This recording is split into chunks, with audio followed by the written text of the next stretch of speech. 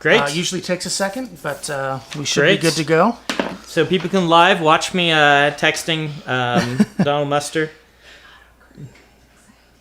The senior, not the junior.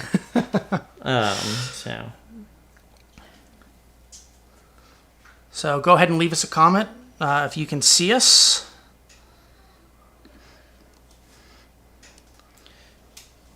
I will be with you guys in a minute. All right. So, wow. Last day of the Kickstarter. That went fast. Yes. We have Magellan, the majestic macaw, hanging out with us again today with his toy, which he is dunking in water. If you're actually hungry, Jello, I brought you an apple. You want an apple? Let's see if he wants this. He may just want to be playing with things tonight. I don't know. You hungry?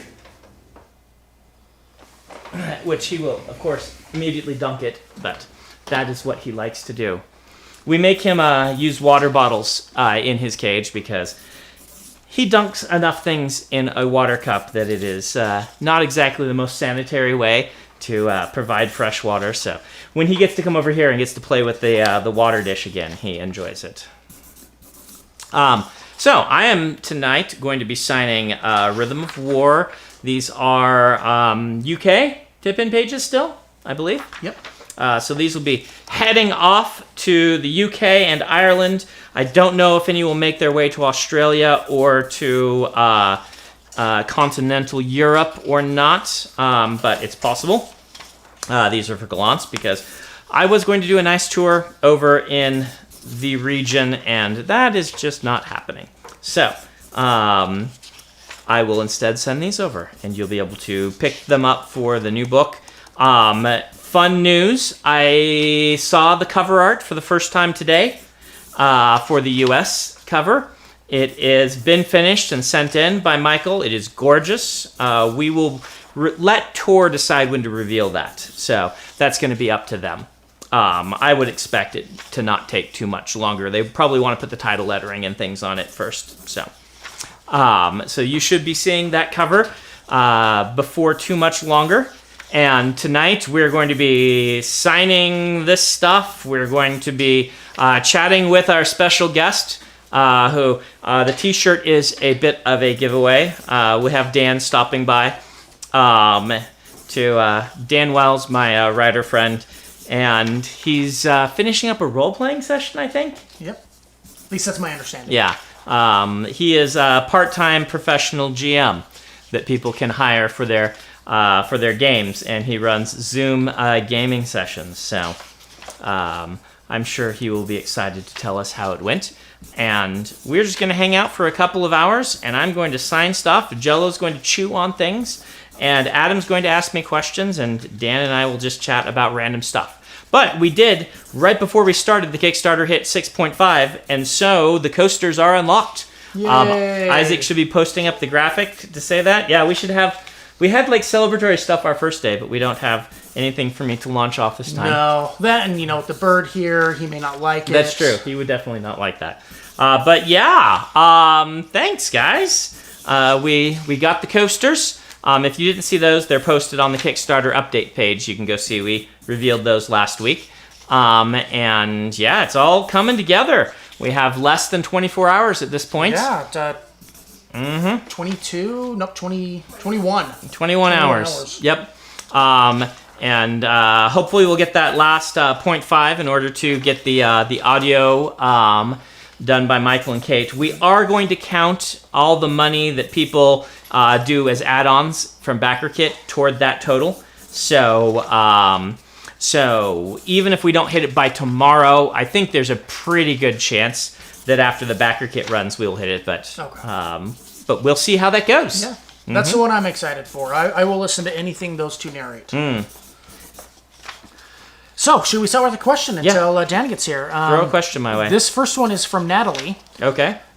They say, do you ever dive into fan theories, and has it perhaps helped you to come up with a solution for some plot issue you had trouble figuring out? Rarely, so plot issues, no.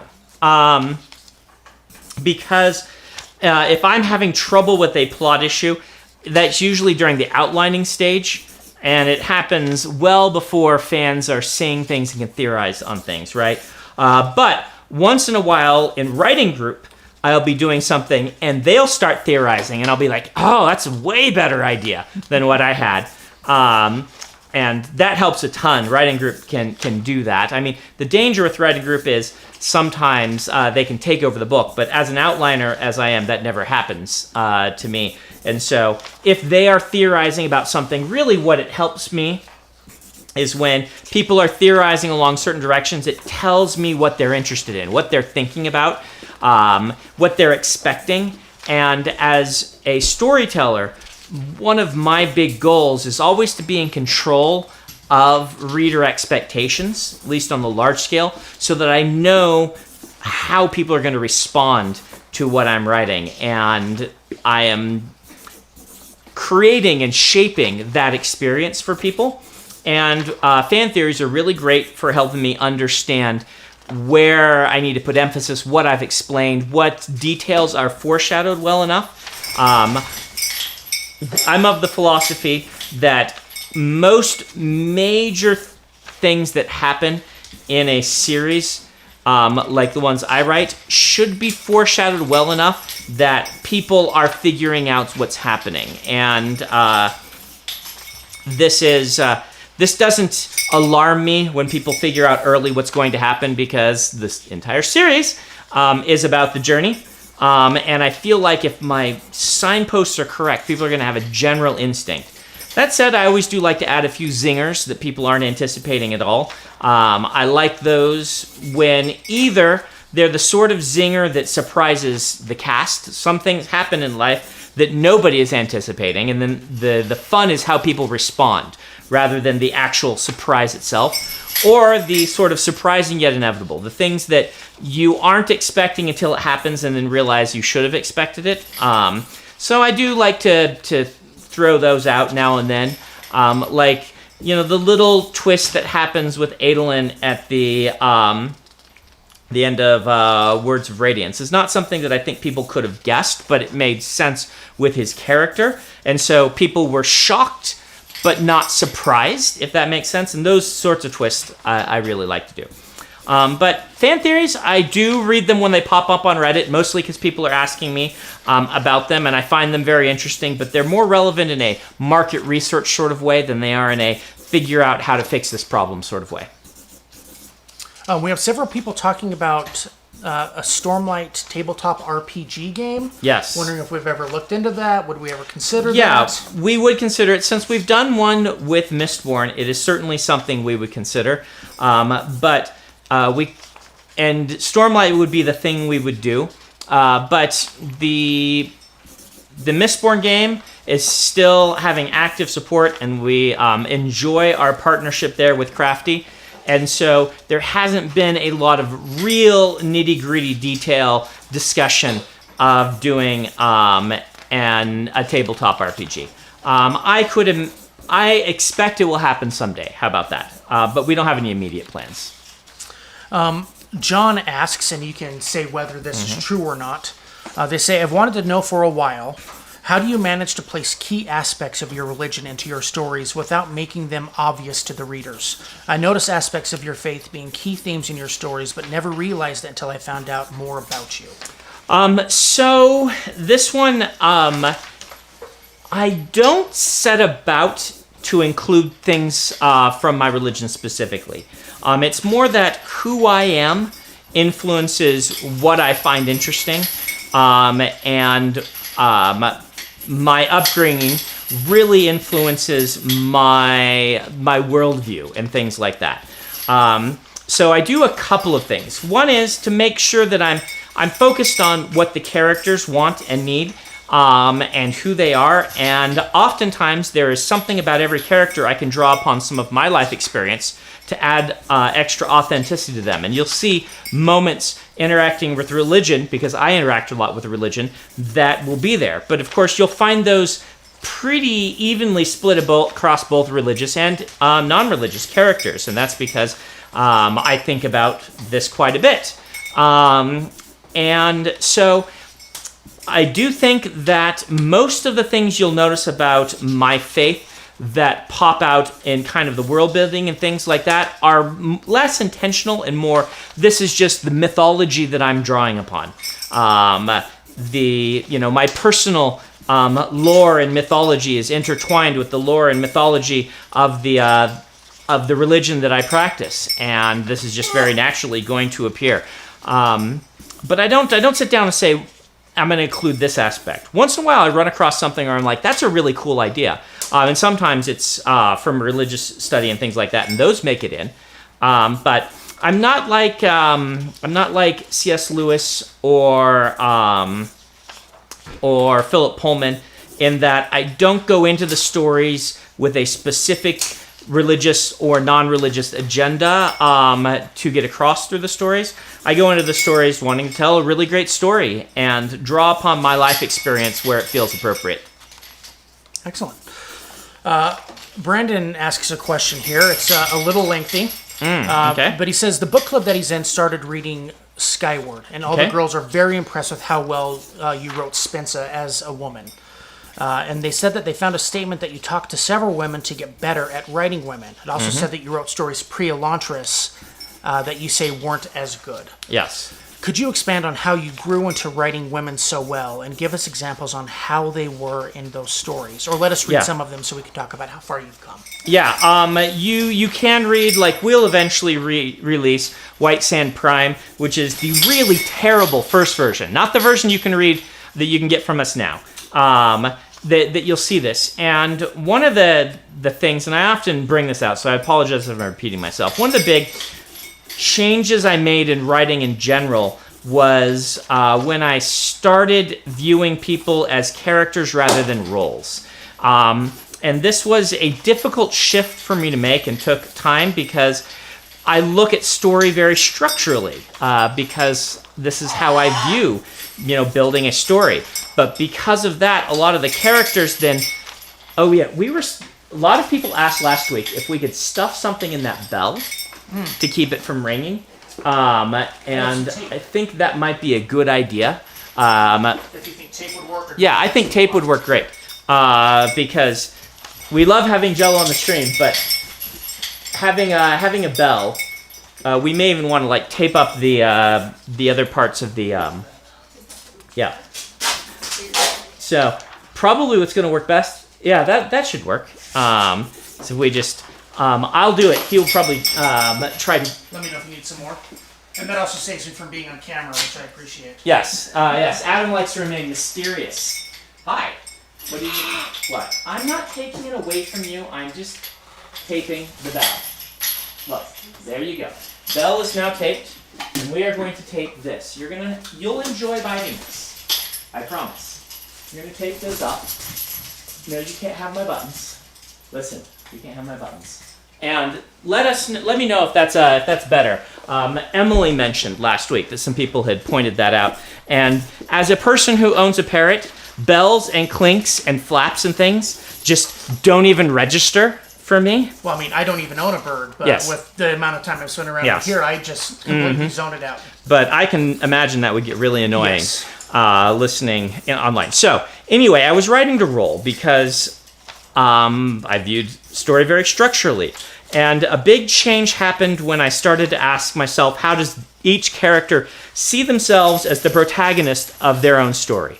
And that helped me understand. Like, we often use the phrase, everyone's the hero of their own story. I think it's more accurate to say everyone's the protagonist of their own story. They see themselves making the actions and achieving things and working toward, they're living their lives. And they are, as Howard likes to say on Writing Excuses, they are protagging. And that was a big help. Another thing was to read just what people get wrong and really ask myself, why do people frequently get this wrong?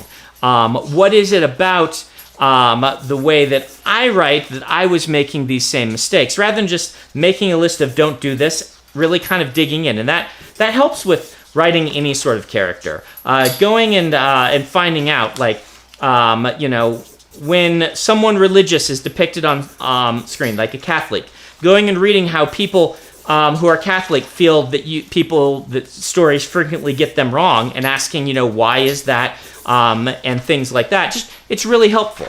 And in this case, that was really helpful. And having some good early beta readers or alpha readers at that time who would read and say, this just doesn't feel right. Even still, I rely on that a lot. It is tricky because every individual is an individual. And so writing someone that feels like a woman in one regard is too general, right? You want to write a person who feels like this person, of which gender is a part of their identity, in ways that it is part of most people's identities. How does that part of their identity mesh with who they are, and how does it smack realistically of the way that other people with similar life experiences would feel? And this just takes a lot of practice. It is about writing people who are different from yourself in all aspects, but this, particularly with women, was one I was bad at when I started, and it was kind of a mark of shame to me that I was poor at it at the beginning, because a lot of my the writers who got me into writing were Anne McCaffrey and Melanie Ron and Barbara Hamley, and they didn't do this poorly. They did it very well. And so asking myself, how can I learn from them? Like, Melanie Ron wrote fantastic male characters that I always connected with and bonded with. She could do it, so I should be able to learn how to do the same thing. Do you ever visit the men writing women subreddits? I do. So it has lots of help, but remember, it feels more like a comedy website. Yeah. Than a writing resource website a lot of times. Like, for a lot of times there will be now most of the time it's very accurate and can help you, but a lot of times it's like a writer will write a misogynistic character intentionally. Stephen King does this a lot, and then that gets posted. That's not an example of how to write a woman poorly, but it is an example of the type of crap that women often have to deal with, so it's still very useful. And sometimes it's hard to judge author intent in those things. So it is a fun subreddit to go to, but do go understanding that I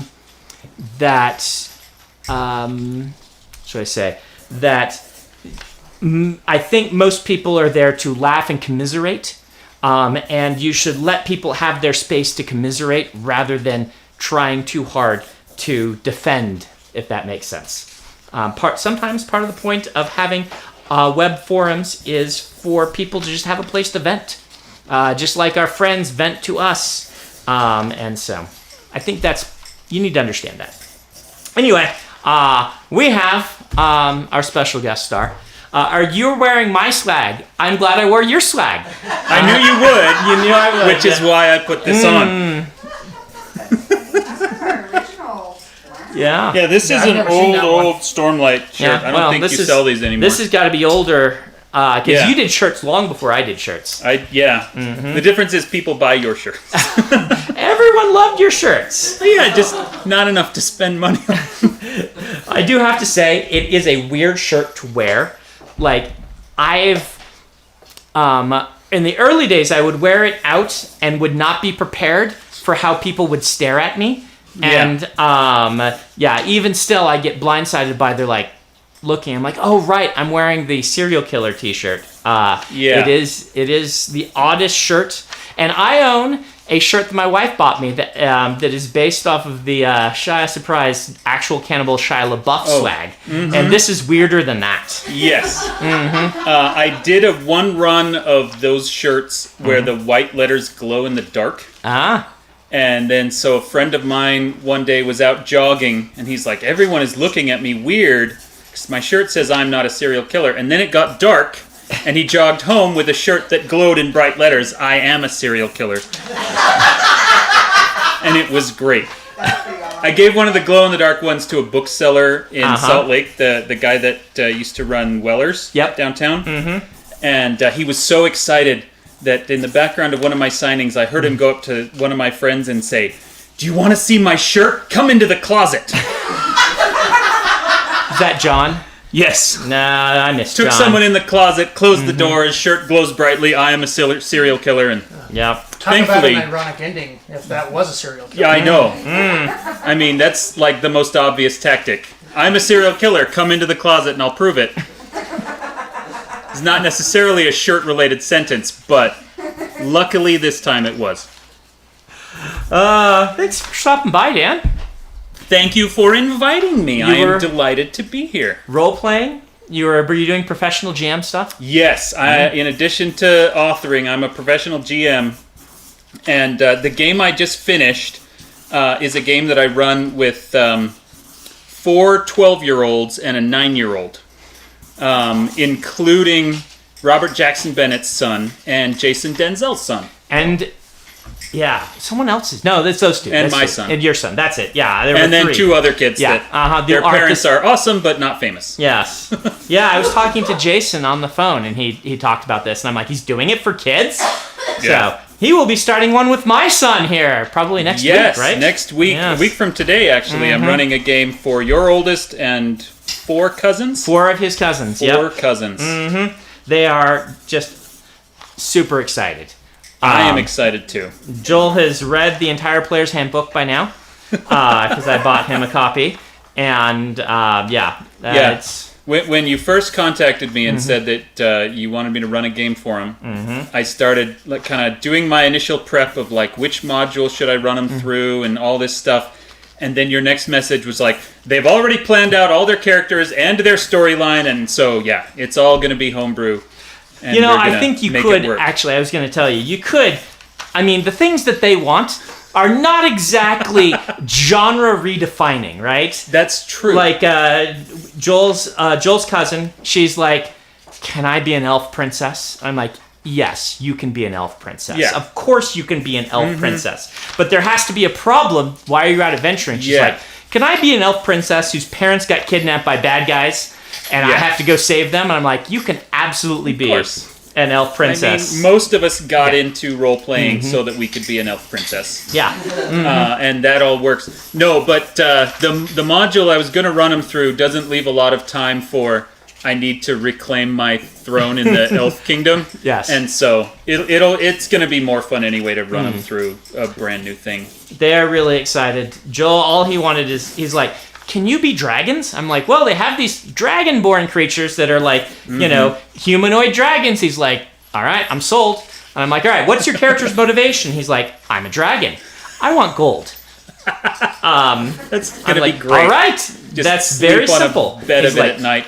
I get hired by Hana's character because I want the gold. And I'm like, you are going to be very easy to work with as a GM. I can imagine this dragonborn who like just empties his coin pouch onto his sleeping bag every night so he can sleeps on the gold. snuggle down onto the pile of gold. It's That's going to be awesome. Yep. So I'm going to be very curious to see how this whole thing goes with them. But yeah. What was your first role-playing experience when you were a kid? My very first role-playing experience, I actually think is more or less the same as yours. We're the same age. Yeah. And we got into gaming with Ninja Turtles. Ninja Turtles. That was me. Late Yep. 80s, Teenage Mutant Ninja Turtles and Other Strangeness. Yep. And I actually started a game with my 3 younger kids a month or 2 ago. And it didn't last very long. If I'm doing a game with the little kids, then they lose interest very quickly. Yeah. But for a while, it was a lot of fun.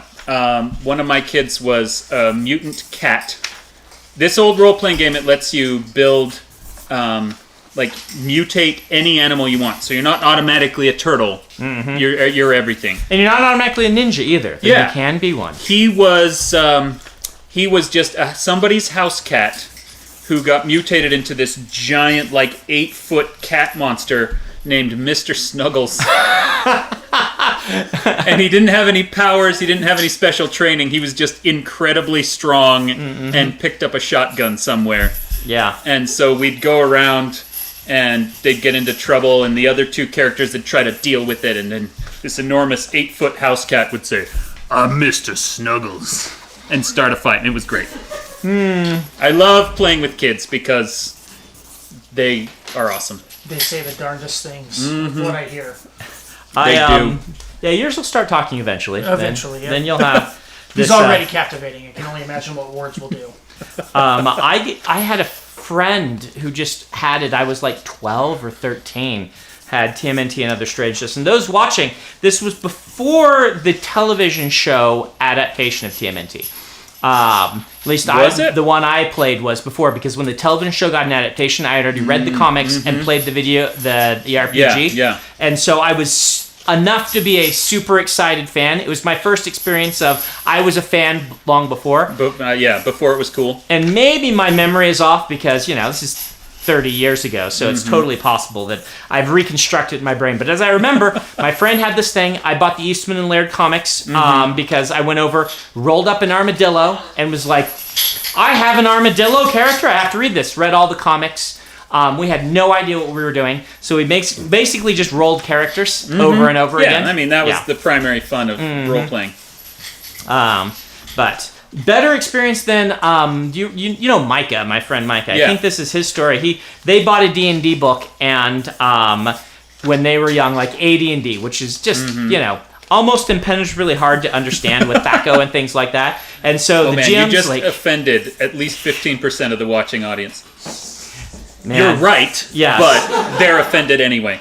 It was super advanced for its time. Yes. That's why they called it advanced. Yes. And he said, all right, I guess I'll be the DM. His brother, I think, said. And he's like, all right, you're in a dark place. Or you're in a cave. He's like, I walk forward. It's like, you fell in a pit and died. And he's like, what? It's like, you have to not fall in the pit. He's like, how did I know there's a pit? You just had to fall in it, I guess. And so he rolled up another character who then walked in, went around the pit, and fell in the next pit and died. And then the third character got killed by goblins who killed him from behind as he was trying to crawl around the pit. And he said, I'm just never going to do this again. And didn't roleplay for years. And then he was our GM in college. Yes, he was our GM in college. Yeah. He tried not to make us fall down very many pits and die, but yeah. Oh, that's awesome. Yeah, I can't remember what I was going to say about Ninja Turtles, but it was great. Did you ever run like the Death Trap module they had for that? There's like some famous module that we would always run, but we would treat it as non-canon for our characters because if you didn't get out of them, they ended with your characters dying, or at least one of them dying for each trap. And so we tried to see how far we could go. We never got to the end of it. No, I don't remember that one. I didn't ever really get into the modules for Ninja Turtles. I just we'd roll up animals and then fight. I don't remember what we would do. It was my brother and I, and for a while we had a club in junior high, a role-playing club. But they only wanted to play Rifts, because Rifts had just come out. Well, I mean... So we could never get them to play Ninja Turtles. You can play Ninja Turtles, which was all those Palladium games worked very well on their own, and Rifts gave a college try to making them interact well and failed spectacularly. You know, Rifts is one of my all-time favorite games. It is the easiest game in the entire world to do wrong. You have to be so careful and walk this tightrope the entire time, or it devolves into a nightmare mess.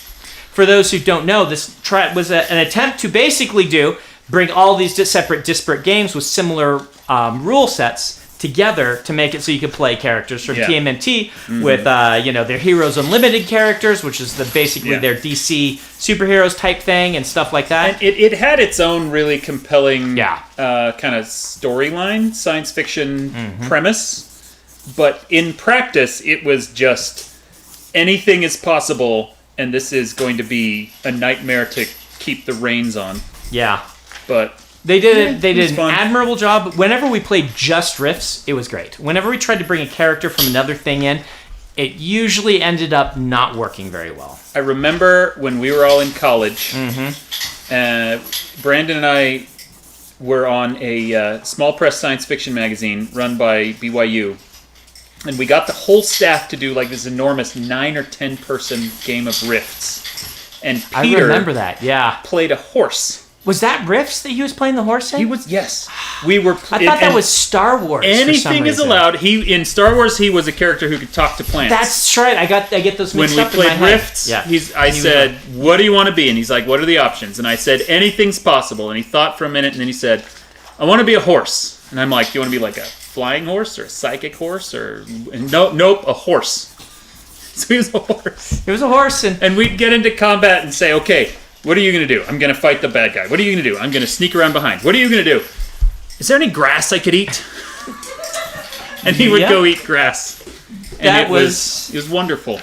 That was a very interesting experience. He never role played before, and it was part of what taught me there's like a certain culture to role playing that you pick up along the way. That you're going to try to make a character who's useful in multiple different situations. What?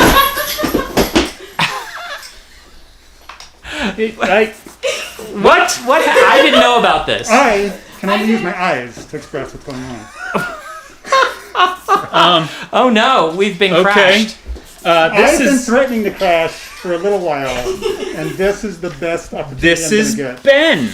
He was my roommate in college, and then later he was Brandon's roommate after I got married and moved away. And you also played Rifts with us. We were talking about when we were in Leading Edge and we played Rifts and Peter was a horse. You were in that game, weren't you? I think I was in that game. I can't remember what you played, though. I don't remember either. Is Ben here to save us from talking endlessly about role-playing campaigns? Is that... Well, Dan got me playing. Ben is still in my writing group. In fact, this book, he workshopped the entire novel. It was the first Stormlight we've ever finished. Rhythm of War. Yes, You can never finished get through them. the whole thing because they're so long. And you guys would read like 15,000 words a week on this to get through it. That's I don't like him that much. Yeah. I console myself by saying that I'm not as sick of it as he is, or Peter or Karen. Like we don't have to go through it 5 times. I guarantee that the chat right now is filled with, "I wouldn't get sick of it. I'll read your book." I know that I have. You say that now. Honestly, though, one of the most rewarding experiences for me as a young writer was seeing the difference between Brandon's published books, which I adore, and Brandon's first drafts, which are just as bad as everyone's first draft. Yep.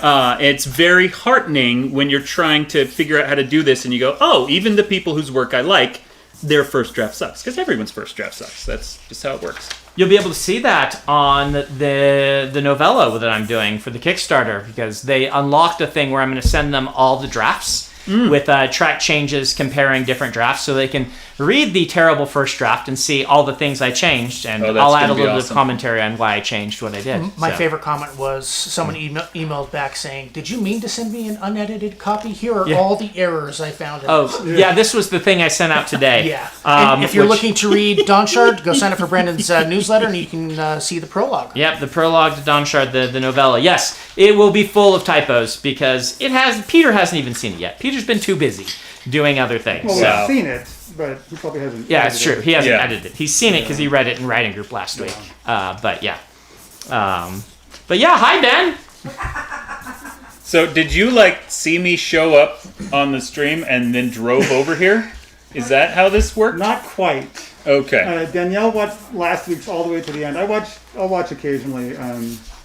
But she saw, and next week Dan's gonna come, so she told me. And I thought, I'm gonna crash that party like. So today we bought my oldest daughter a car. Oh wow! We got a CRV. Oh okay. Oh. Because it was dirt cheap. Now wait, reliable. She told me that you were using her car to get down here. So No.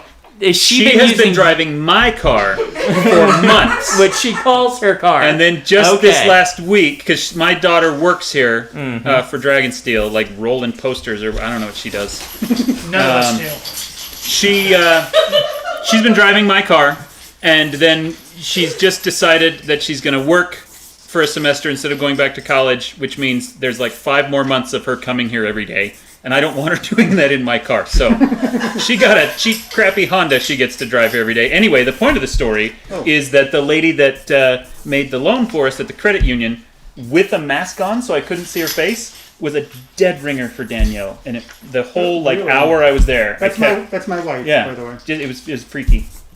I kept thinking, are you Danielle? But did disguise? She have blue hair? It wasn't blue, but it was the same haircut. Interesting. So, anyway, that's weird. So I met these two jokers in Dave's class, Dave Wolverton's class at BYU. Right, or was it Leading Edge first? Well, I think it was. We were at Leading Edge together, but he was downstairs in production, and you and I were upstairs in editing. We didn't see you a lot, huh? Yeah. So we didn't actually meet each other till we got into Wolverton's writing class. Am I understandable at all with the mic? Yeah, ask the people. My computer is not pulling up comments right now. Okay. So. Well, someone also, can tell us. depleting your oxygen levels, so the stuff you're saying is insane. I'm sending viruses back into my system. We might be able to split you apart enough because there's two mics there. Though, doesn't it? They're not but both there's, going to the there's, stream. Okay. One's going to the the backup. All right. So then one of us will only get the audio live, and the other one will only get the audio on the recorded version. But we took Dave's class in 99, 2000? It was... Right? Yeah, so I think it was either fall of 98 or it was winter semester in January 99. I'm going to say January 99. Yeah. And so Dave Wolverton was teaching a one section of a creative writing class. Mm-hmm. And so every nerd that could get into it got into it. The whole campus was filled. And I'd known Ben for years, and so we were sitting there, and Dave, his class was awesome because it focused very heavily on the business of being a fantasy author. There was a lot of how to write, but it was mostly how to publish and how to build a career. How to write, and then he did how to be live as a writer. How to be a writer. Which was fascinating. Yeah, and one of the things he said early on was, if you're serious about this, you should be in a writing group and you should be taking it seriously. And so we kind of looked around the room like, we're both serious, who else is serious? And Brandon raised his hand and we formed a writing group, and now, to be fair, the rest is history. I was not serious. Dan and I were serious. You guys were serious. Mm-hmm. We've got I still don't know many published books. I did a lot of things Dan told me to back in those days. You still write. It's just all in code. I write expressively in computer languages. Mm-hmm. You just seem... It's really funny to me that we just kind of adopted you. Like the whole... it is still funny today. It's still funny that, we look at my writing group, right? And my writing group is Peter and Karen. Our writing group is Peter and Karen, who are professional editors, right? And have wanted to be and have worked in professional editing. It's Kaylin, who was in that class with us that we added in later on. How many books? Yeah, very serious, fantastic writer. Very good writer. Eric and Darcy. Eric James Stone and Darcy. Eric, a Nebula Award-winning writer, and Darcy, who's won the Writers of the Future contest. Mm-hmm. So very serious writers. And then Ben. And Alan. Yes, and Alan. How many books has Alan finished? More books. Yeah, that's true. We can't ignore Alan. But see, he's not. He's got a job, but he has written a handful of books finished. It's always, in my opinion, though, it's a really good idea to have. If you've got someone who's a reader but not necessarily a writer, that's a good addition to a writing group. It really is. We learned early on that having a Ben in your writing group who's just number one, kind of normal reader but with a better eye, who can look at it as a reader. Yeah. But because also the vast majority of your eventual readers are not going to be professional science fiction writers, right? So having that perspective in the writing group is valuable. And Ben sometimes is the voice of reason in our writing group, where he says, I don't know what you're all talking about, this is boring, or something like that. I do take great pride in being the casual fan, which is so weird, because it's super weird now, and I'm sure you've heard this in writing group, but I know people who are way bigger fans than I am. I work with them, I hang out with them. But I'm I think I remember something about that in one of those books. I don't know, it was long.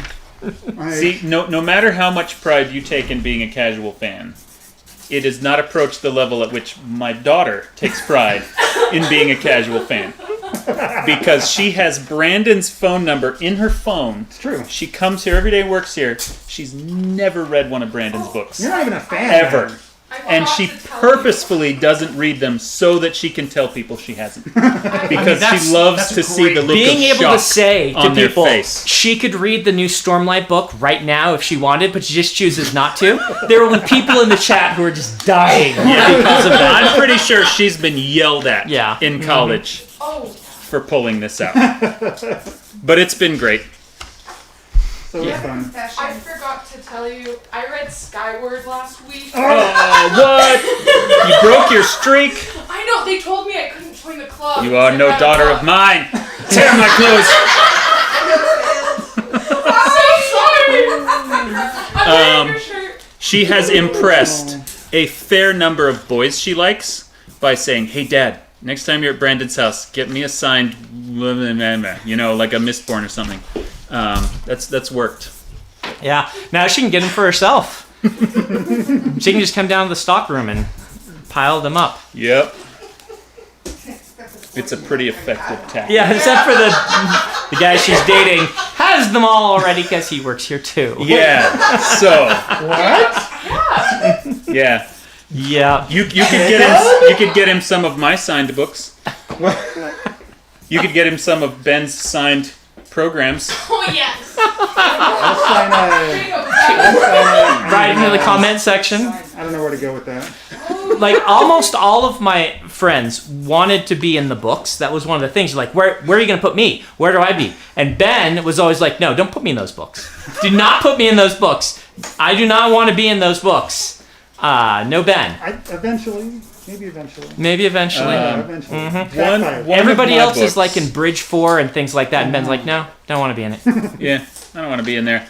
Well, then kill me. Yeah, well, Why would you? Dan I kills write horror. everyone. Everyone that gets in my books dies. I think my second one, Mr. Monster, is dedicated to one of your old girlfriends. Because she was in our writing group for like the brief 3-month window you were dating. Short, wasn't it? Yeah. Oh, and so she Some in there. Mr. Monster. Which ex-girlfriend? I don't even remember, some blonde girl. She was short. And in the acknowledgments it says, and special thanks to blah blah blah, who did absolutely nothing. It does. I liked her, she was cool. I feel bad that I like Danielle more, but Well, I'm glad. yeah. I do too, Danielle. She's probably watching. Oh, right okay. Hi, Danielle. Thanks for giving me a loan today for the car that I bought. It was really nice of you. You might not think you were there, but what's really going to happen You were there. is... I should have yeah. taken a picture. I texted my wife because I didn't want to lean over to my wife and say she looks just like Danielle. So I texted her Next and to was you. like, "Is this Danielle Olsen?" And then my wife texted back, "Yeah, I think it is." Like secret We bought a open door. warehouse this week. That's what I heard. Yeah, we bought a Like warehouse. a big, enormous one. So where is Yeah. it? It's like 3 blocks away. It's next to a school and was a preschool, which is kind of an odd thing, but it is. So it's the only warehouse with the alphabet Yeah. all the way around It the inside. has like playground equipment in the backyard and things like that. Oh man! I know Kathy's going to be using that. It's just her son. But we wanted something. Well, number one, it was relatively inexpensive for the size because they just couldn't offload it, and it had been on the market for almost a year. And so, all we need it for is to store books and have these people go to work at periodically. And so, that's what we're spending our big Kickstarter bucks on, is the warehouse. That's awesome. Wow. You know, Yeah. there are so many people in the world, myself among them, that if they had a job, they would love it to be at a gigantic preschool full of fantasy novels. Like, that is so many people's dream. We're going to be able to do, like, in-store pickup for people who make orders. Oh, Not that's on the cool. Kickstarter yet, because we won't have it ready. But in the future, you can... like the drive future. through You can just- level pickup. Like Well, maybe not drive-through. No, it's going to be like an old, like, drive-in diner where Kara comes out on roller skates. This is why you need to be in charge of everything, man. Exactly. Although I've written a lot of post-apocalyptic novels, and it occurs to me that if I put into one of those the characters stumbling across a giant preschool full of fantasy novels, everyone would be like, "That's dumb. Those aren't real." Most of the last 4 years would have been viewed as dumb if put into a fiction work. Yeah, that's true. I think we're across that line already. Oh man, the joke I saw on Twitter today, somebody said, "I really don't want to be living in a period of history that future historians will base their entire career on." Well, too late. I know. Yeah. We'll make it through. Hey, you having fun up there? He's really going nuts. He's destroyed quite a few little blocks. It's what he loves to do. He climbs up and down. We realized we need to get him more chains to climb up and down. Because he seems to just Can he really fly enjoy yet? it. He is getting more and more confident. He can hover for a few seconds. Okay. And he can fly off of something. He's getting really close, which is, like the other day, he decided he did not want to be where he was, so he flew down, walked into the shower where I was taking a shower, and then sat on my foot while I was taking a shower until I picked him up. And then was mad at the water, and so attacked the water stream and hissed at it and things. Depending on how early it is in the morning, that's my reaction to a shower as well. So. Yeah. So, sorry, Adam's making gestures that are... I'm grabbing a drink. Oh, Does grabbing anyone a else drink. need a drink, by the way? Yeah, Dan's got one. Ben, you need something to I drink? think I better not. Like a straw. I usually wear a mask, for the record, but my daughter works here, and anything anyone here has, I already have been exposed to, so there is no point. That and we had it set up for social distancing. Yes, but until Ben arrives. I know. And Yeah, I am You 6 are feet trying from to- Adam and 10 feet from Brandon.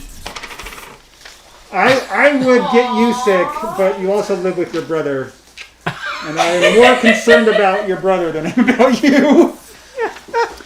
I was Ben's roommate for, I want to say 2 years? Too. Brandon was for 6, though. But I have shared a bed Oh, wow. with Brandon more often than I have with you. That's true. There's something to brag about. I don't know. I don't think we have. To my actually. knowledge, No. I have never taken a shower while sitting on his foot.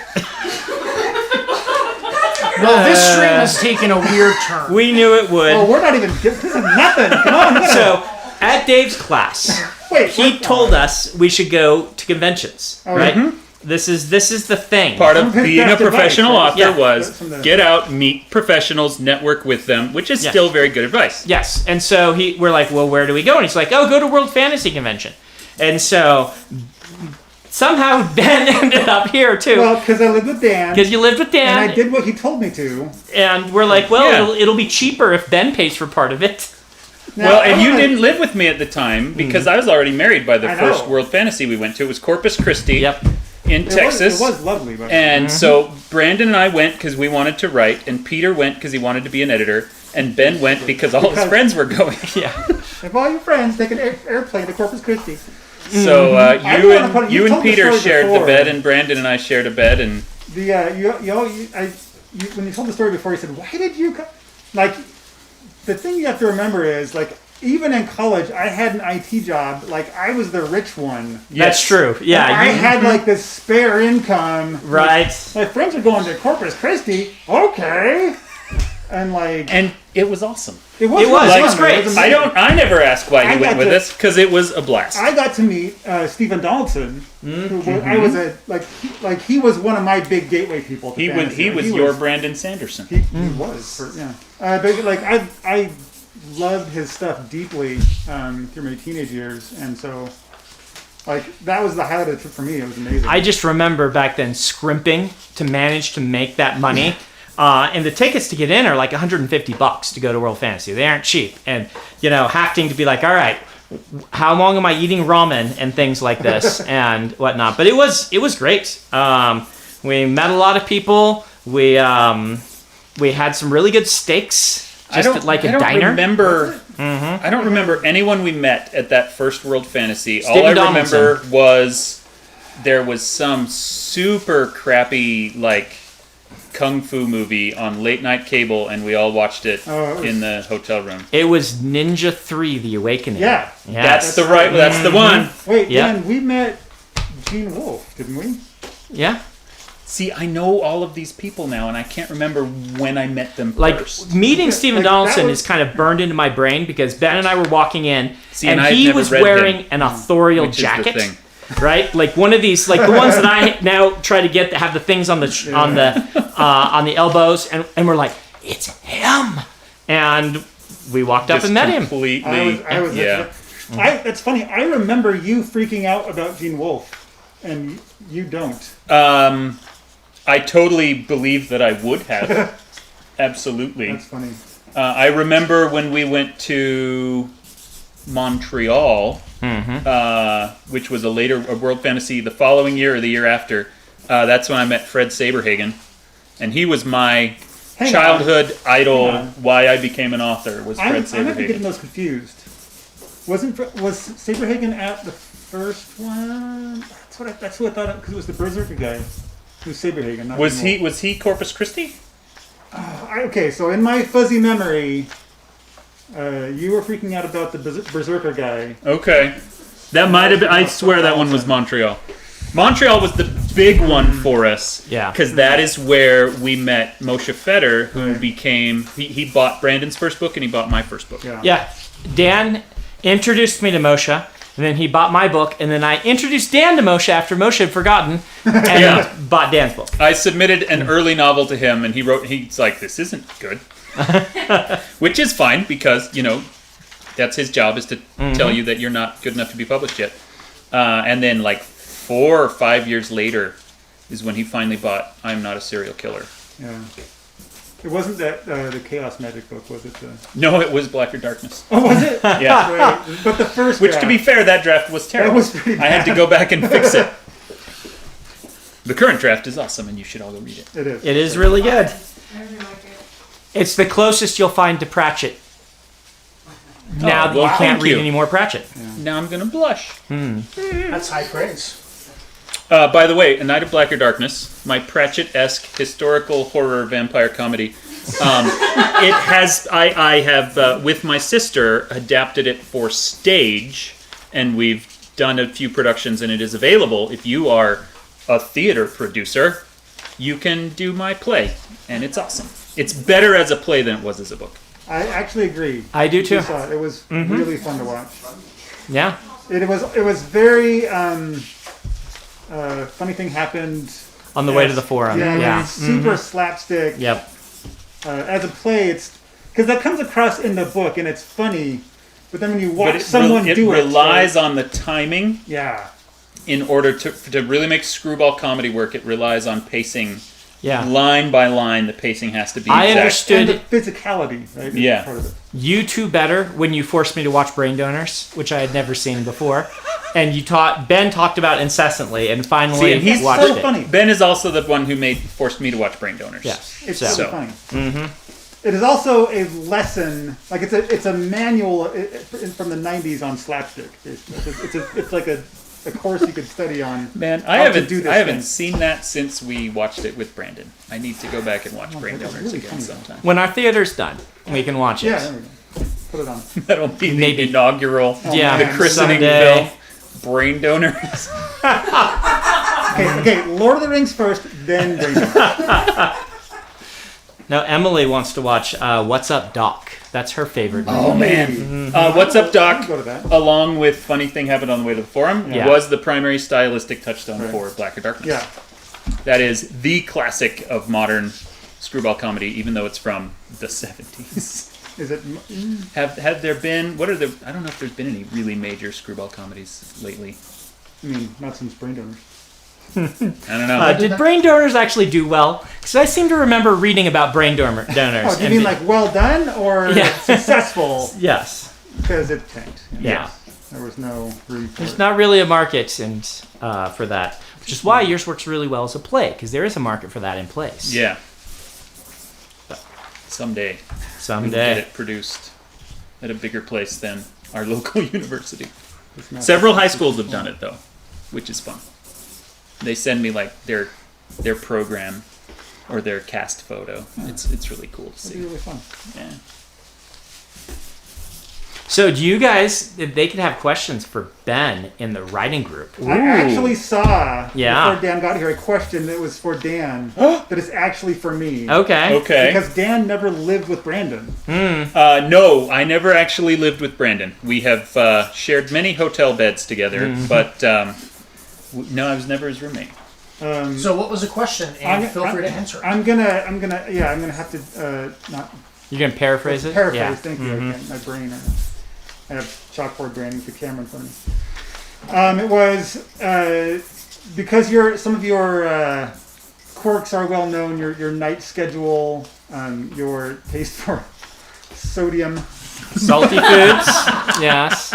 You mean magic powder? Magic powder. Magic powder. That sounds like you're talking about heroin or something. Magic powder that makes the food taste better. Yes. MSG. That is. No, it was just like what was it like living with Brandon? Was it weird in what ways?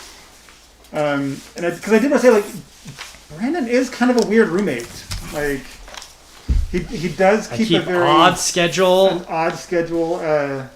It's funny, and Brandon's talked about this before, but because he is so nocturnal.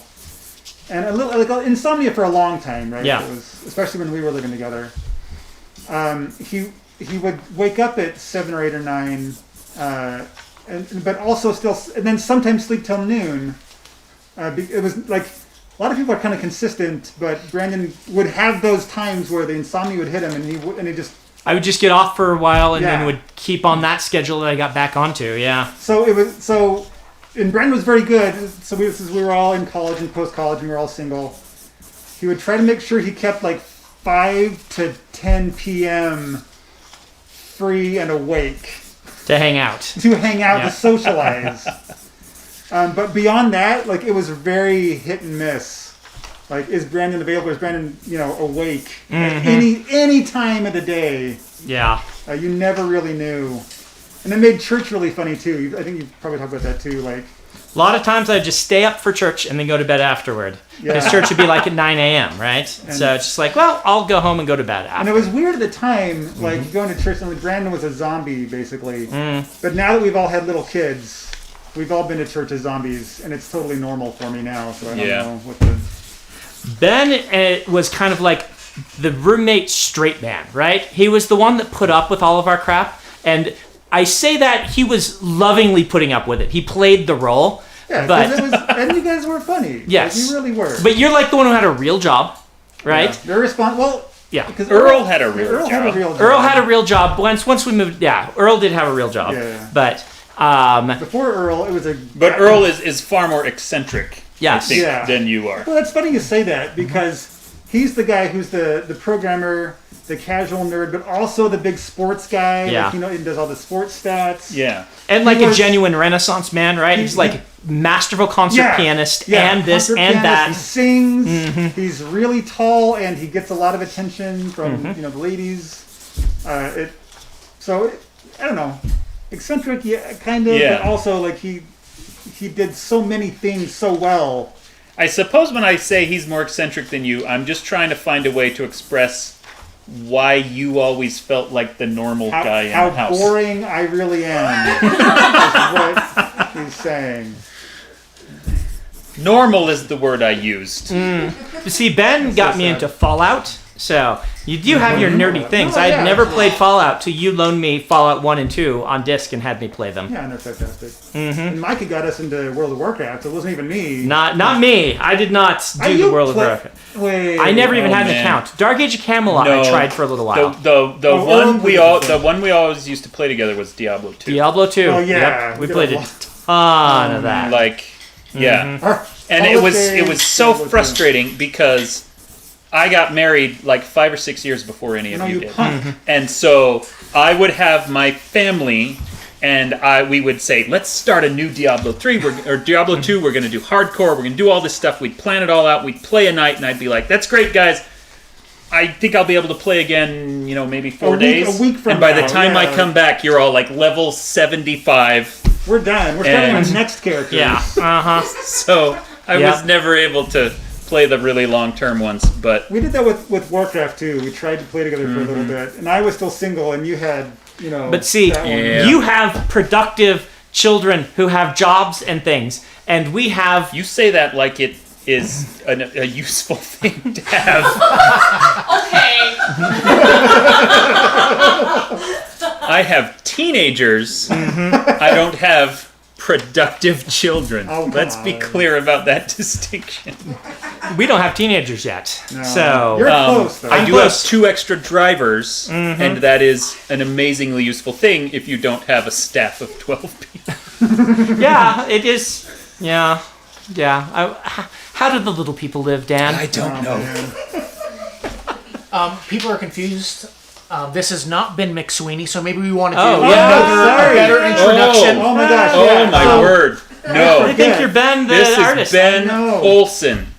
I am not nearly as talented as McSweeney. So if you guys go look through the acknowledgments pages, thanks for bringing that up, of my books, you will find Ben's name spelled wrong in every book. Not Almost Elantris. every. Not, yeah. Elantris. I didn't get it in Elantris. I spelled it wrong in Mistborn on accident, and then intentionally in every book thereafter. And one of them, you put me in there like 6 times. Yeah. With names no one will recognize except for Dan, Yes. basically. Yeah, well, I mean, you say I can't put you in my books, so all of your aliases appear in my books. Like Rick Stranger showed up as a villain in the Wax and Wayne He didn't novels. show up. Yeah, He was well, okay. already dead. He was referenced. I have. Oh my gosh! I have. Yeah, a you story. complain about me killing you. At least I was on screen for your thing. I have a story about that actually from What? this week. What is it? I Were you was. taken into a closet with someone wearing a shirt that said they weren't a serial killer? I like your shirt. Oh yeah, oh nice. I didn't even notice your shirt. So our sophomore year. No. This is freshman year. This freshman year, Okay. we had gotten thrown together randomly for a programming camp at BYU in high school. In between junior and senior year of high And school. now, coming back to this, Dan went to a programming camp at in high school at BYU. That doesn't surprise me. A lot of Yeah. authors make good programmers and vice versa. Yeah. I wasn't a good programmer. I just thought a computer camp sounded really But cool. your game was fun. My game was fun. So Dan was in honors everything, right? And I was from Idaho, and I got into BYU. But Dan wanted me to go to the honors orientation dinner and Yeah. the big When schmoozle, when we showed up for freshman year of college, my friend and I were in honors, and so she and I were going to all these fun activities, and I'm like, Ben, you should come, and he kept saying, but I'm not in the thing.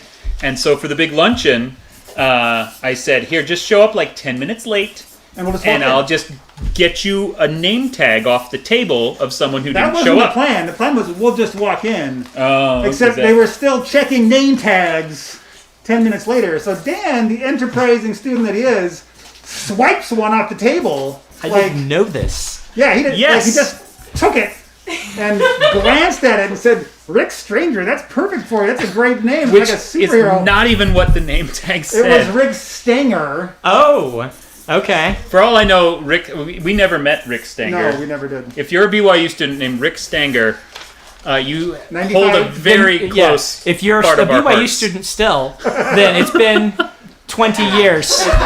Former BYU student. Well, you grad. Anyway, I thought it said Rick Stranger, which I thought was the coolest name I'd ever heard. So we called him Rick Stranger for the next 10 years. And just this week, I was leaving my email to somebody and said Rick Stranger.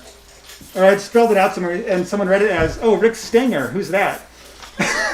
And I said, You said it has come full it circle. has come full circle.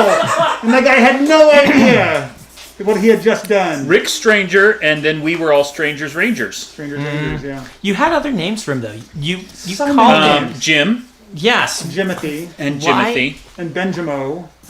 Benjamo came from the programming class Yeah, that we it was took my, it was because my login name. it was the first part of your first name Right. and then your last initial. So you were Benjamo. We went through the whole list of everyone's login names, and then we made friends with the people that had really cool ones. You could have That's been true. named by him Love Basket. Let's just point this out. I know. I'm still not Love Basket. Okay, You I'm going to did tell dodge. a Love Basket story. Can you? Want to hear this? Oh boy. So I hope he's watching. I doubt he is, but he if probably he is not. So one of our other college friends was this guy named Brian, and for reasons that we do not need to go into, his nickname was the Love Basket. It's very embarrassing. The only part of the story you need to know is that at one point we were walking at night and he was complaining about how he didn't like the name Love Basket, and we saw another one of our friends coming the other direction and he said, "Hey, it's Dan in the Love Bucket." And Brian leaned over to me and said, "Okay, Love Basket is fine." So anyway, he is now a high school English teacher. Yeah. His students could be watching.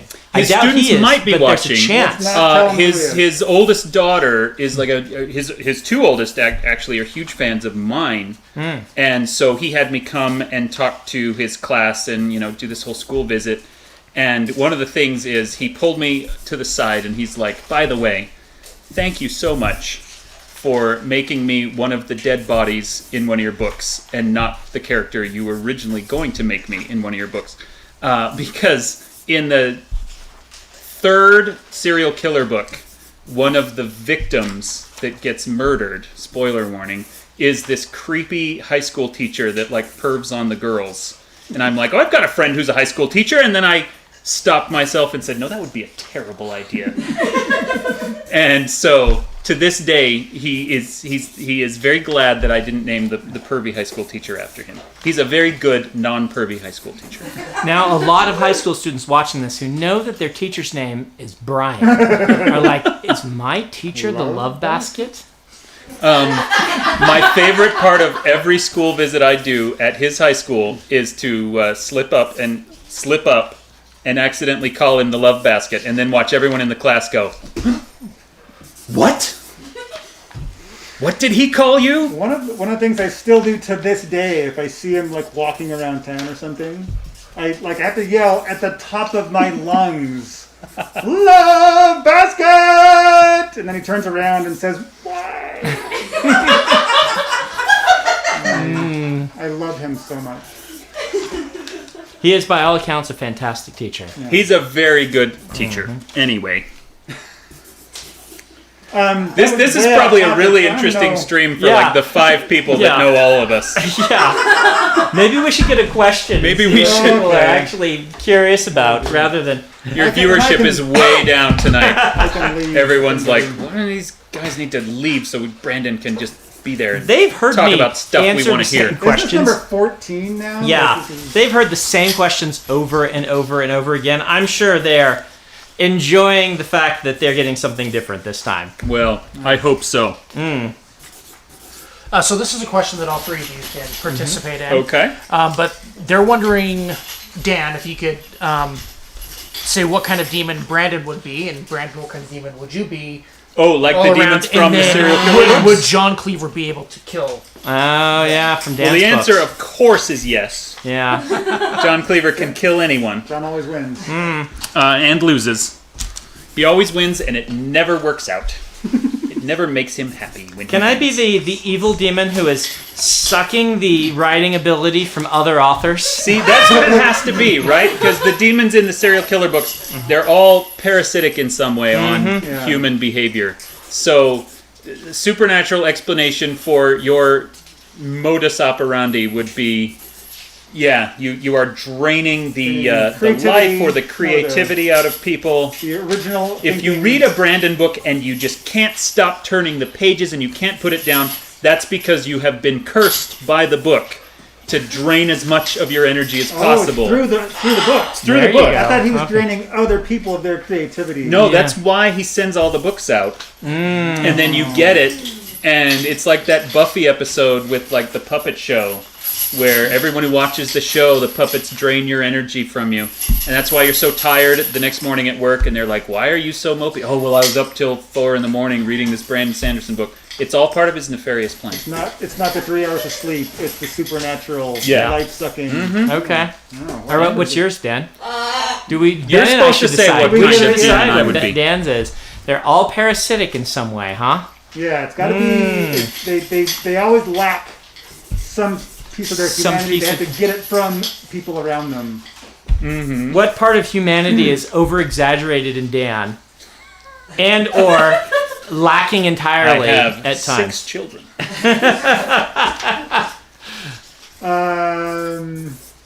What is? I mean, Dan is so wacky Yes. that it's like that is kind of. I mean, we've played role-playing games with you. You are ridiculous. One of the things we learned very early is that when we all play a role-playing game together, either Brandon or me should be the GM. Because if we are both players at the same time, we will run that campaign off the rails as hard as we can.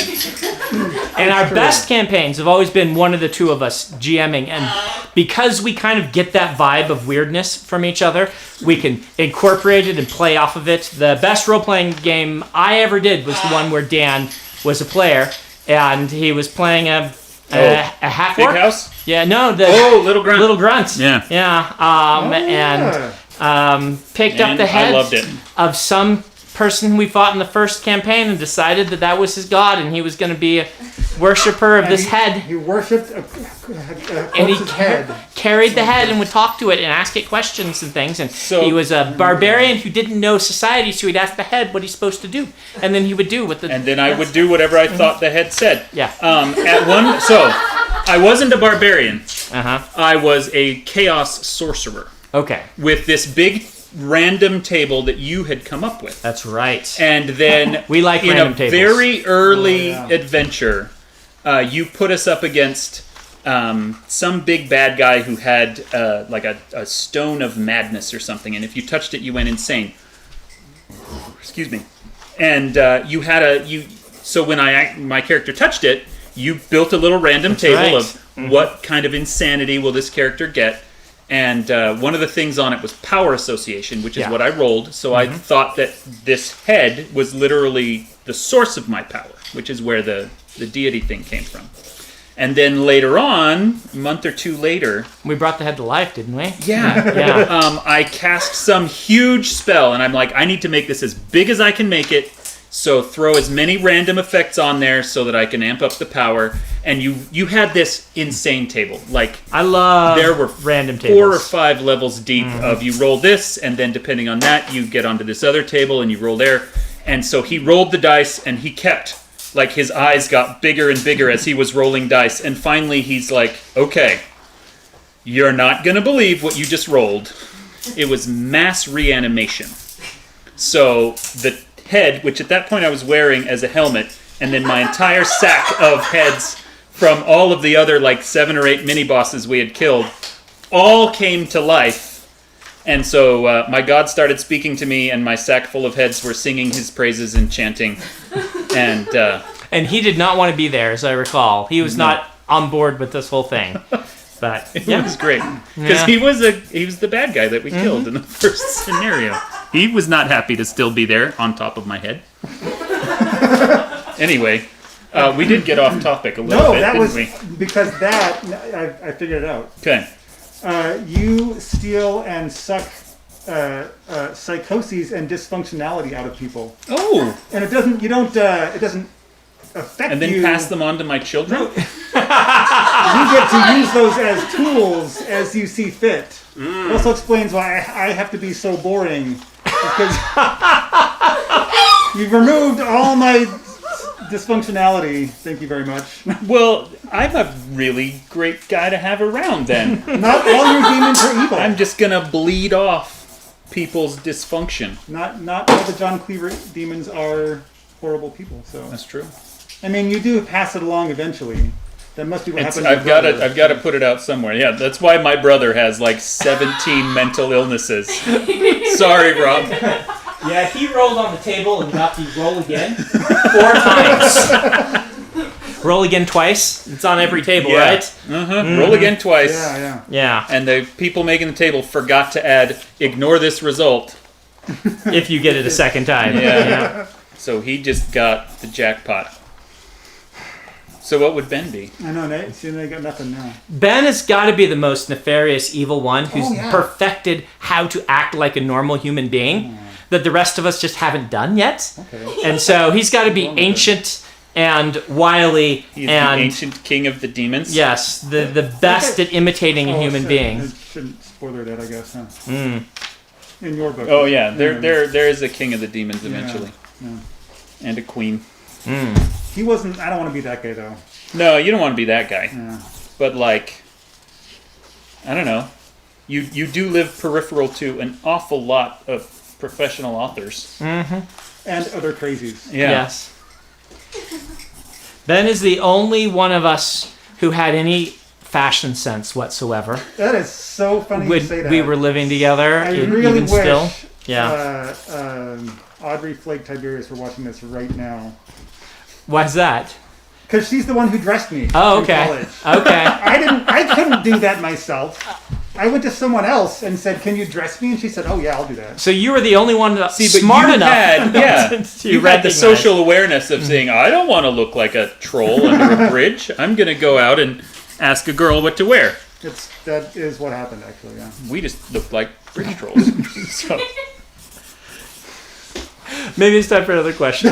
Okay, so the question is, if each of you landed in a book written by the other person, which book would you choose to live in? Oh boy, Brandon's not going to last long if he has to live in one of mine. man! Sorry.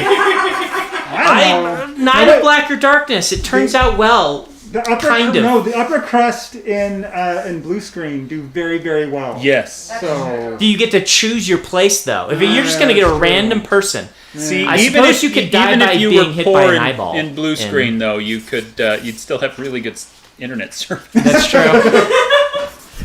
Don't appear in a John Cleaver book. Just do not. No. Don't appear in any of those. No. Do not appear in partials. no. Just that world is awful. I haven't listened to the Audible exclusive. Ghost Station? Or No, the Zero G? Zero G. You could totally live in Zero Zero G G and be okay? survive. But if we're gonna live in Ben's, we don't have many choices. I don't. You can't. Oh, do man. that. I need to submit something. You've just so this written stops two happening. stories. Don't. But we won't go into them. They neither were places you would want to live. Okay, the one I remember that Ben wrote when we were in college. Did you not hear me say don't? Oh, I heard. I listened. Listen, you're the one that came in and sat down. No, all right. He wrote a science fiction story about a society where they decided that the land was terrible. Like, America just sucks. We're going to build a new America on top of it. And so they built this huge structure on stilts that covered most of the continent. Yeah. And it took so much material they had to break apart the moon. Yeah. Like a Dyson sphere, but Yeah, Well, like a it's Dyson Dyson sphere, sphere. but just for It's Wall-E, North America. except instead of going to space, they Final Fantasy VII it and Yeah. just do the whole everything. It was a cool So- premise. It could have been great. Except here's the thing, Except you we don't guys. want to live there. People that don't like Want writing to live is really above hard. it, right? You can if you're on top of it. Yeah, like writing is hard. I decided. I admire you guys. It is really tough. to Coding sit is down. hard. Coding's So. hard, but someone else like But pays the price if I don't do it well, right? the end user. That's true. Oh man, Yeah. you're not supposed to say that part out loud. We all say it to each other in our Okay. in my circles. It's kind of. I mean, that's the thing about writing, though, is whenever somebody says, "Oh, you're an author, you must be so talented," I always stop them and I'm like, "No, it's a skill, just like any other skill. You could be just as good of an author as I am if you dedicate as much time as I have dedicated." there is a self-motivation factor. Yes. Like, So if Self-motivation you is don't a big deal. love it as much as Brandon and I love it, then there's no reason to dedicate that much time to it. and there's also the randomness, right? Like we talk about that class we took, right? Yeah. We have, you can count, I would say, like 4 people ish who are of professional caliber who came out of that class, of which 3 of us are making a living at it, right? Kaylin Yeah. is not making a living. I think she genuinely could, but this is just not where things Yeah. have gone. So 4 at least of us that I'd say professional quality, but that's 4 out of 20 or 25. 25. Right? And I say to my students, I'm like, I think we had an unusually large number, not by huge amounts, But like my class is 15, and usually I get one that goes pro. Mm-hmm. But if you went into your programming classes and they said, "All right, one out of you gets to do this for a living and make money out of it," nobody would. Yeah. The chances are better than you think, but it's still going to take 10 years and roll the dice. Even so, though, I think that most people who join a coding class do it because they want to be programmers, whereas there's a huge chunk of people in creative writing classes that join the class because they think it's fun or because they love your books. Right. And they don't realize how much work it's going to be to actually turn it into a profession. I always have fun when I meet people from that class because even still, people come like, I was in that class at Dave's with you, or Dave's class with you. Yeah. Like, you guys remember Lincoln, the guy the British guy?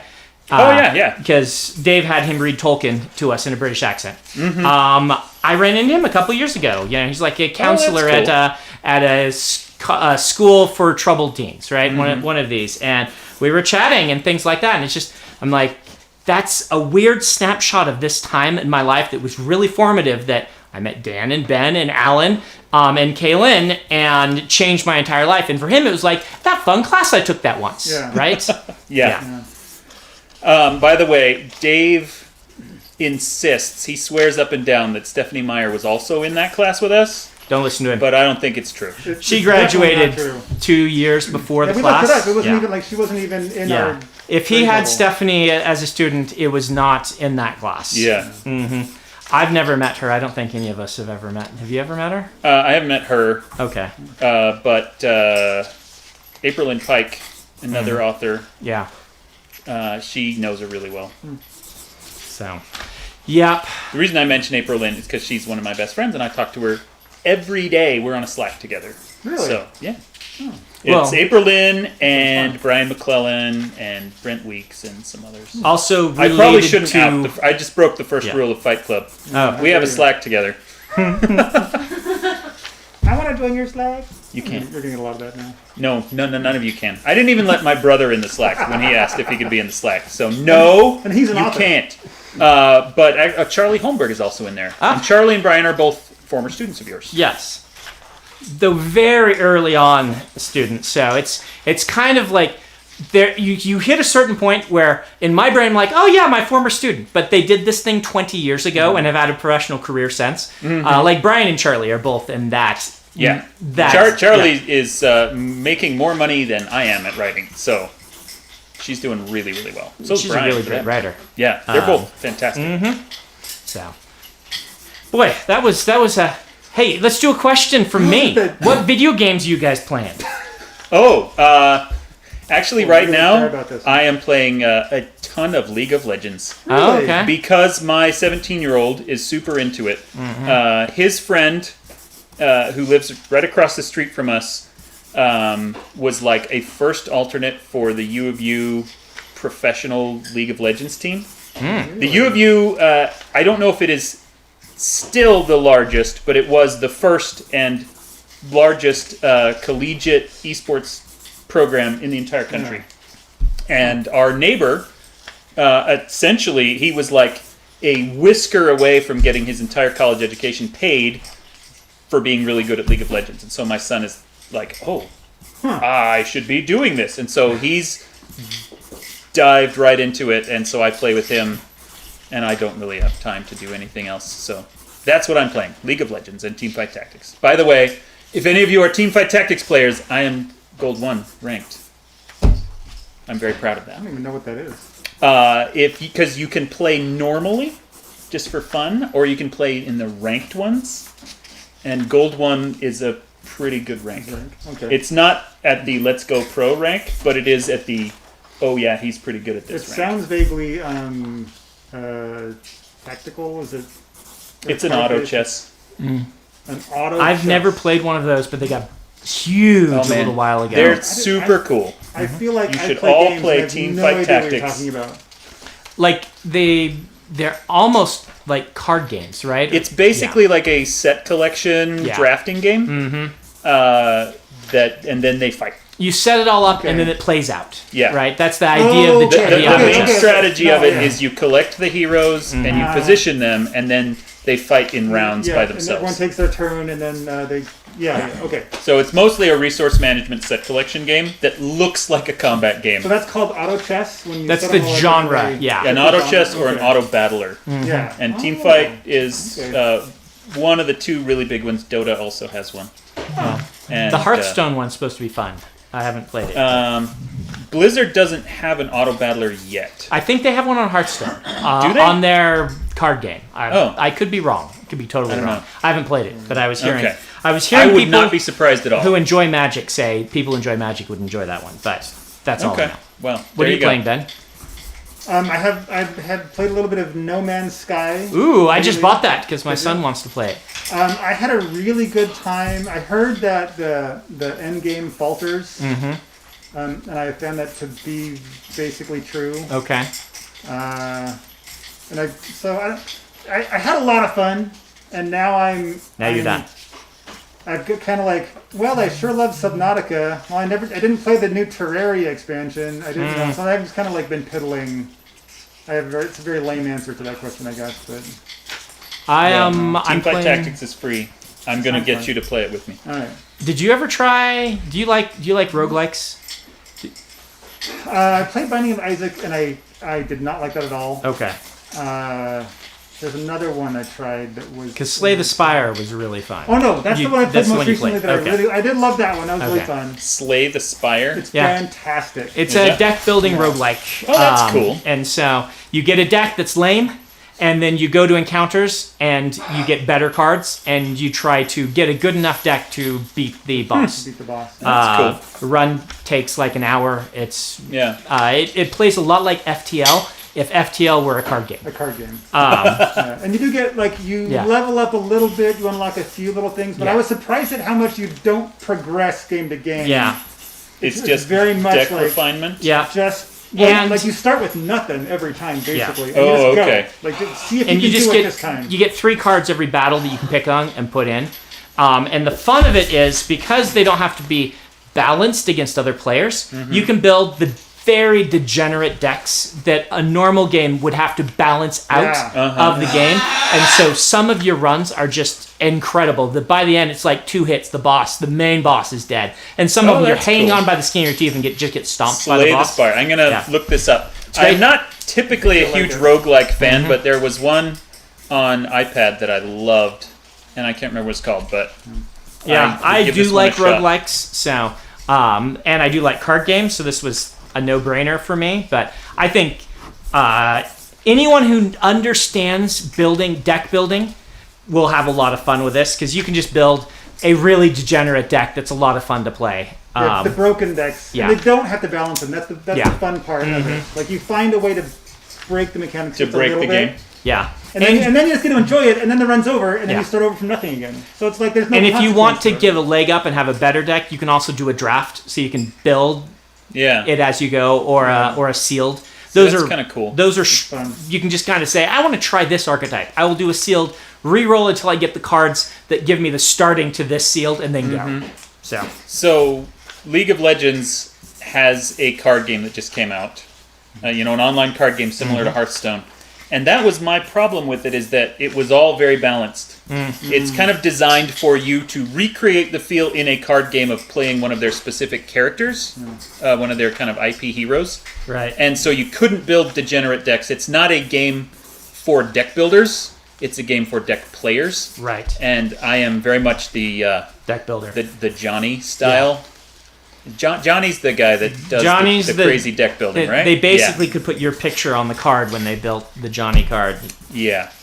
I've been playing Borderlands 3. That's what Oh, I'm really? playing. Yep. Because I have kids old enough to play it with me. Oh, that's fun. And playing games that I enjoy with my kids is one of the things I have enjoyed happening the last couple of years, as they've got old enough to play games that I enjoy. So, That Yeah. is fun. I'm almost. We're at the Minecraft stage at Yeah. my house, which is it's fine. right before, Yeah, like it's fine. It's fun, but Yeah. there's not like there, much to do. there is a transition point where they were playing like Plants vs Zombies Garden Warfare, which is like a Yeah. third-person shooter It's that's like that. Yeah. Did I tell My you? kids play that one. Overwatch Light. My 8-year-old kicks my butt in that game now. Like she's better than I am. And that was a shock. like, for her to beat me at an FPS. That's wonderful.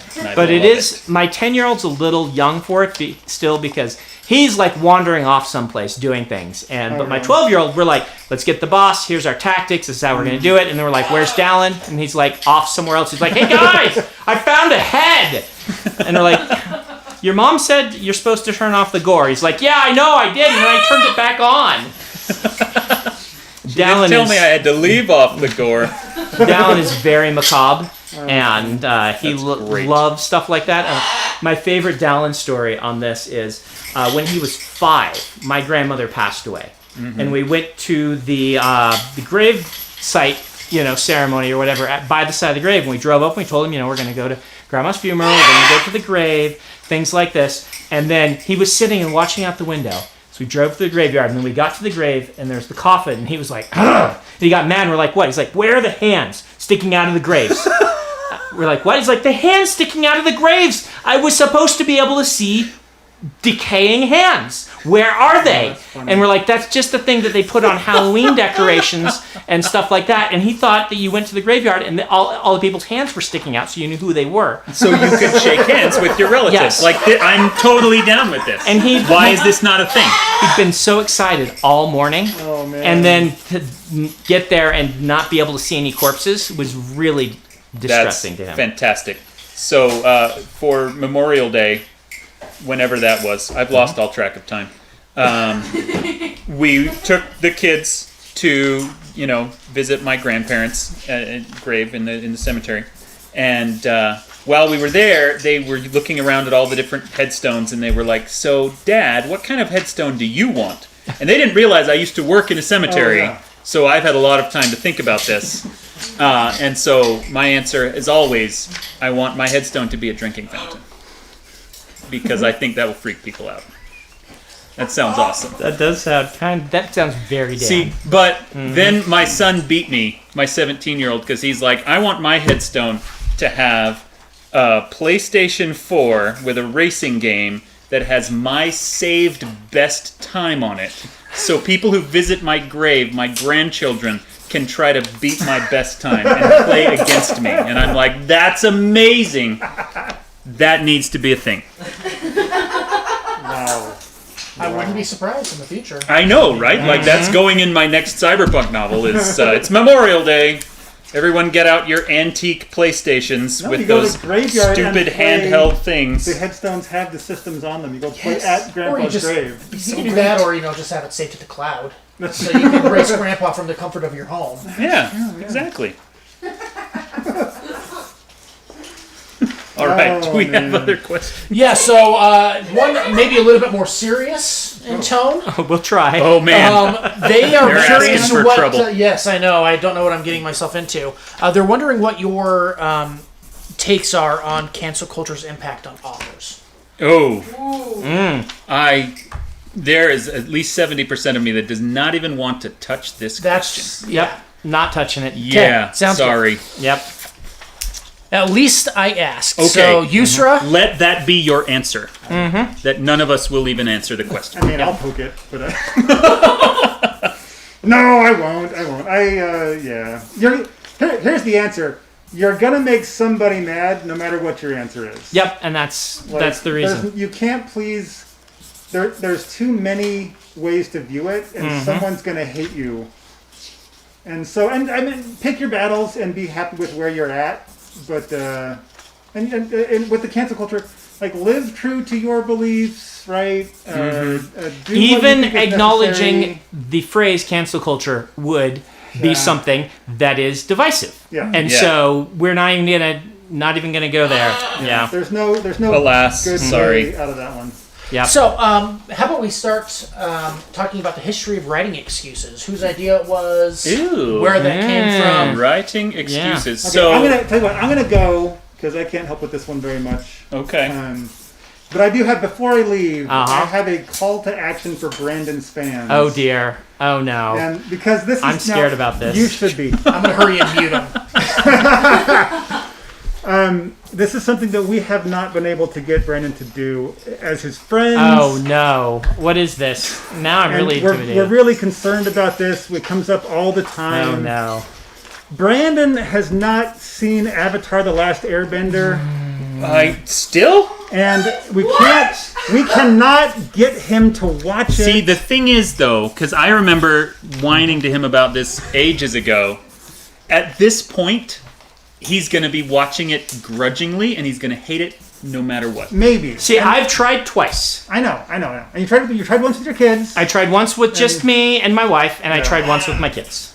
So, and I'm okay with you being a little begrudging. There are even begrudging. There are things you will like about it, like Uncle Iroh and some of those. I'm sure I will love it.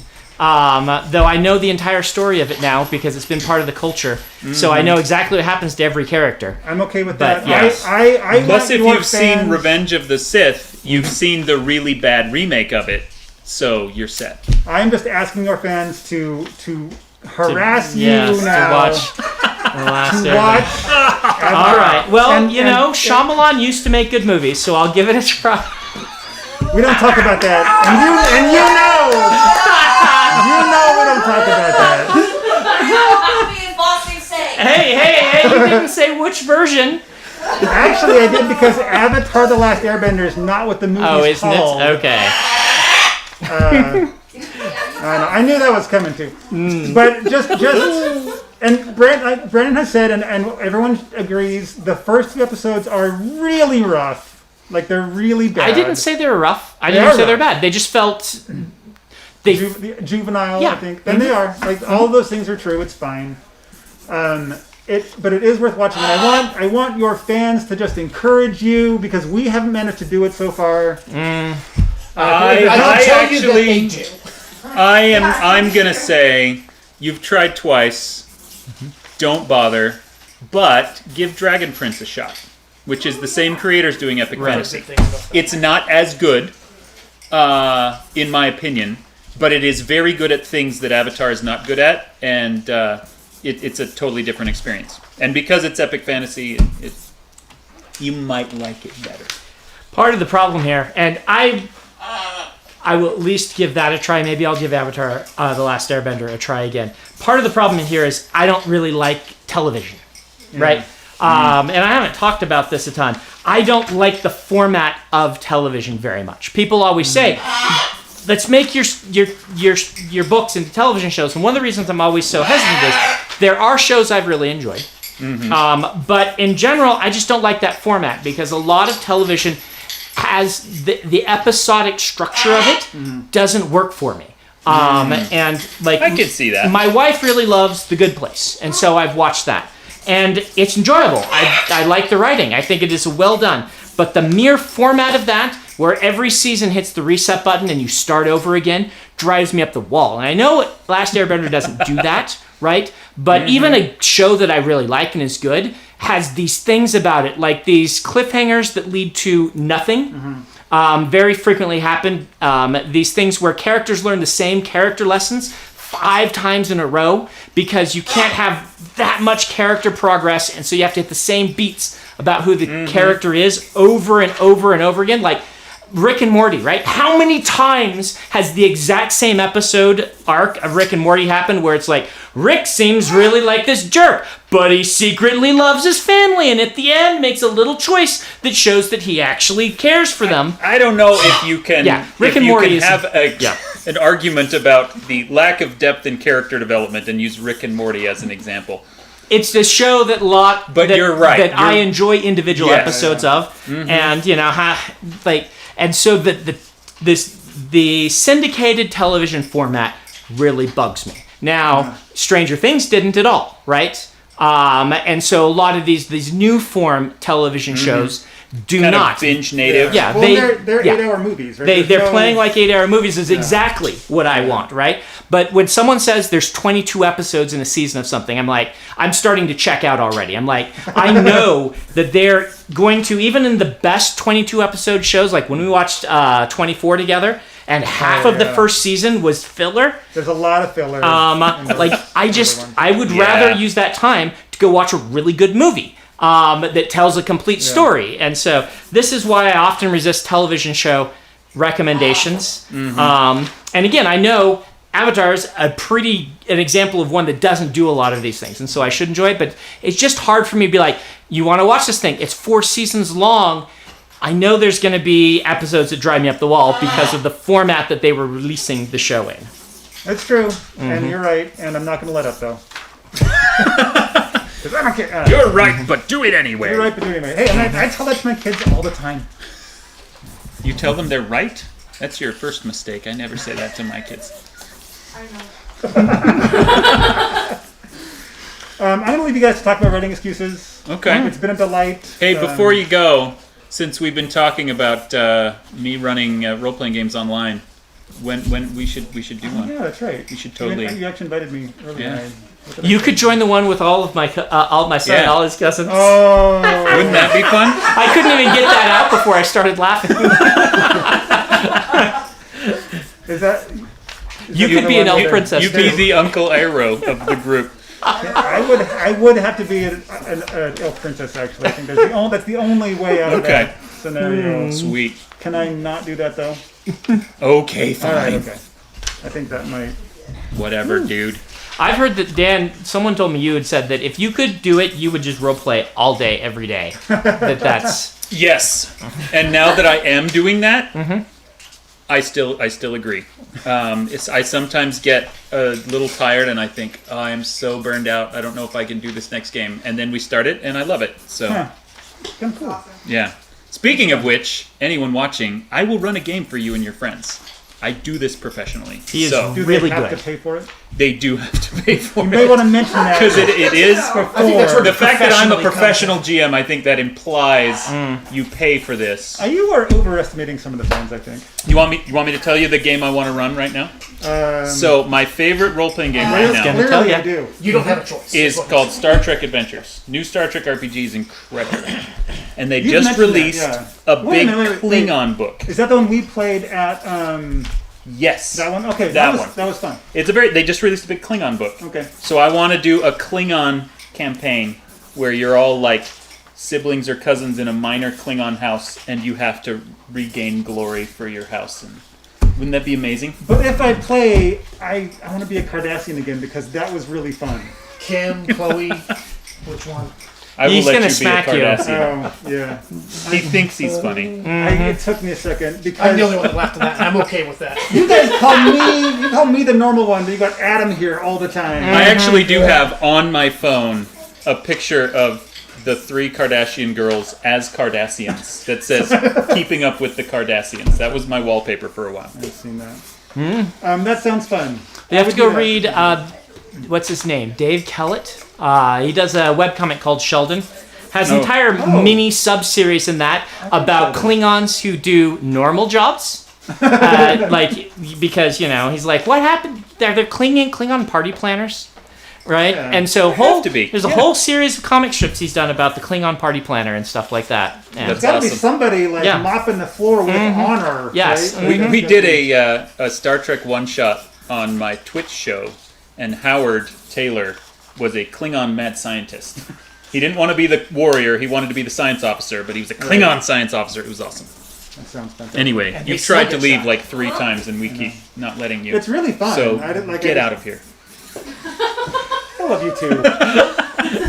Thank for putting up with me, fans. I promise Thanks for not coming to do it by. again. well, we might invite you back. Have a nice I'm night. sure they would have lots of actual questions for an alpha reader in my writing group if we were doing a let's actually answer questions rather than Dan and Brandon are together in the same rooms, and so seriousness is unlikely to happen. The So answer is, it really is not as much fun as you think it is. Mm-hmm. No, but we do love it. But it actually, reading books honestly- when they're weaker does you give up being able to read the books when they're better in a lot of ways. I've mentioned Yeah. this before. I'm not leaving again now. Yeah. I mentioned Go before, but, away, for crying out loud. We read these. We read the Stormlights especially. Brandon Yeah. writes them one character at a time. Yes, they And get them so out of order. We'll have and- this big scene where some character busts in with some big reveal. And we're like, what? How did? And Brandon's like, oh, that happens in a different chapter that hasn't been written yet. And we're like, okay. and not once or twice, like it's No. all the time. And then that's good. you'll be through like Not a sure if third that'd of be it. distracting if you want me to flip it. They'll be through a third of it, and they'll be like, "All right, I'm starting the next draft. These big things are changing," and then they'll just get the next one where new characters have been added or things have been swapped because I'm doing the second. That guy got killed. Yeah. He's still alive. That's not in the Fine. book anymore. And then they'll be That like, didn't happen. Yeah. "Now you're getting them in order, and it's the fourth draft, but now we've done this to it," and yeah. So, and that it's worse with Stormlight, of course, because they're huge. It took us 18 months, I think, to do Yeah. that one. And I do write them out of order. I don't do that for a lot of my other books. So So it is, and I am still joking. I mean, it's really fun. I enjoy media analysis, which is the only reason that I hang out with you nerds. No, it's fun. well, I mean, you are the only person in the writing group that doesn't have some professional connection to this. You do it just to make the books better. It's just And fun, so yeah. if the fans meet you, like most everyone in the writing group, we are giving and taking. We give, and then, we also give feedback, right? You don't get feedback on anything. You just give feedback. And so you are the great, You're the nice one. yeah, you're You're the pure benevolence. I yes. did make Kathy cry. Yes. Excellent. That's great to hear. Clap from Adam. That's for you, Kathy. If you guys meet Ben at a convention, Ben deserves. You don't like. I was gonna say chocolate. You don't like chocolate. You don't like sweets. You don't not like. much. You don't like good things. Was it Dan's joke or your joke? That was Dan's joke. So I didn't like chocolate Or ice cream. ice cream, yeah. Or butter. Or steady relationships. This was a long time ago. I think you've come around on one of those four. I have. So you can just congratulate Ben Yeah. with a hearty thank you if you guys meet him. Have a good night. Goodbye, Ben. Thank you all for letting me try. Yay, Ben. That had no idea. So Yeah, that was awesome. that was awesome. See, I don't get to see all of you as much as you all get to see each other. Yeah. Because and I recognize that this is a strange situation because not everybody sticks with their college friends for 25 years. Yes. And But we all did. We all did. We all still have a very close group of people that we were on the magazine together, and we've been in writing groups together, and we've done all this stuff, and we still hang out and we still do stuff. And a lot of you still live here in Utah Valley, and I'm an hour away, so I don't get to see you as often. You moved to Germany first. I moved to to Logan. That was Oh. the first thing. That's when I first left the writing group and everything. But then I moved to Germany for 2 years, and then when we moved back, we were in North Salt Lake instead of Utah Valley. So I'd never see you. Of course, now there's a pandemic on, and I never leave my house at all. So I come here and I go to physical therapy, and that is it. Other than that, no one ever sees me. Yeah, this has been almost all upside for me. I And know, try that's not the to thing, act right? Like that. Like I feel guilty about when the quarantine first started back in Yeah. March, there were all the jokes about how introverts are like, I've been preparing for this my whole life, and it's true. When I work in my pajamas in my bedroom anyway, and now I never have to travel, so I have more time to actually do work. Man, not It's having been to travel. Great. Like all of the conventions going online has been really handy for me actually getting stuff done. But at the same time, a lot of people's lives have really been upended. It's been awful. And Yeah, and I have to keep, and I've stepped in it a couple of times online where I make jokes and then realize, oh wait, this is hurting a lot of people in a way that it is not hurting me, and I have to remember that. So, yeah, but so actually, speaking of which, what have you seen with sales? Because these days I'm primarily audio. And when the lockdown first started in March, audio sales tanked hard because no one was commuting anymore. and then about May or so they came back. I think because people just wanted to listen to other human voices.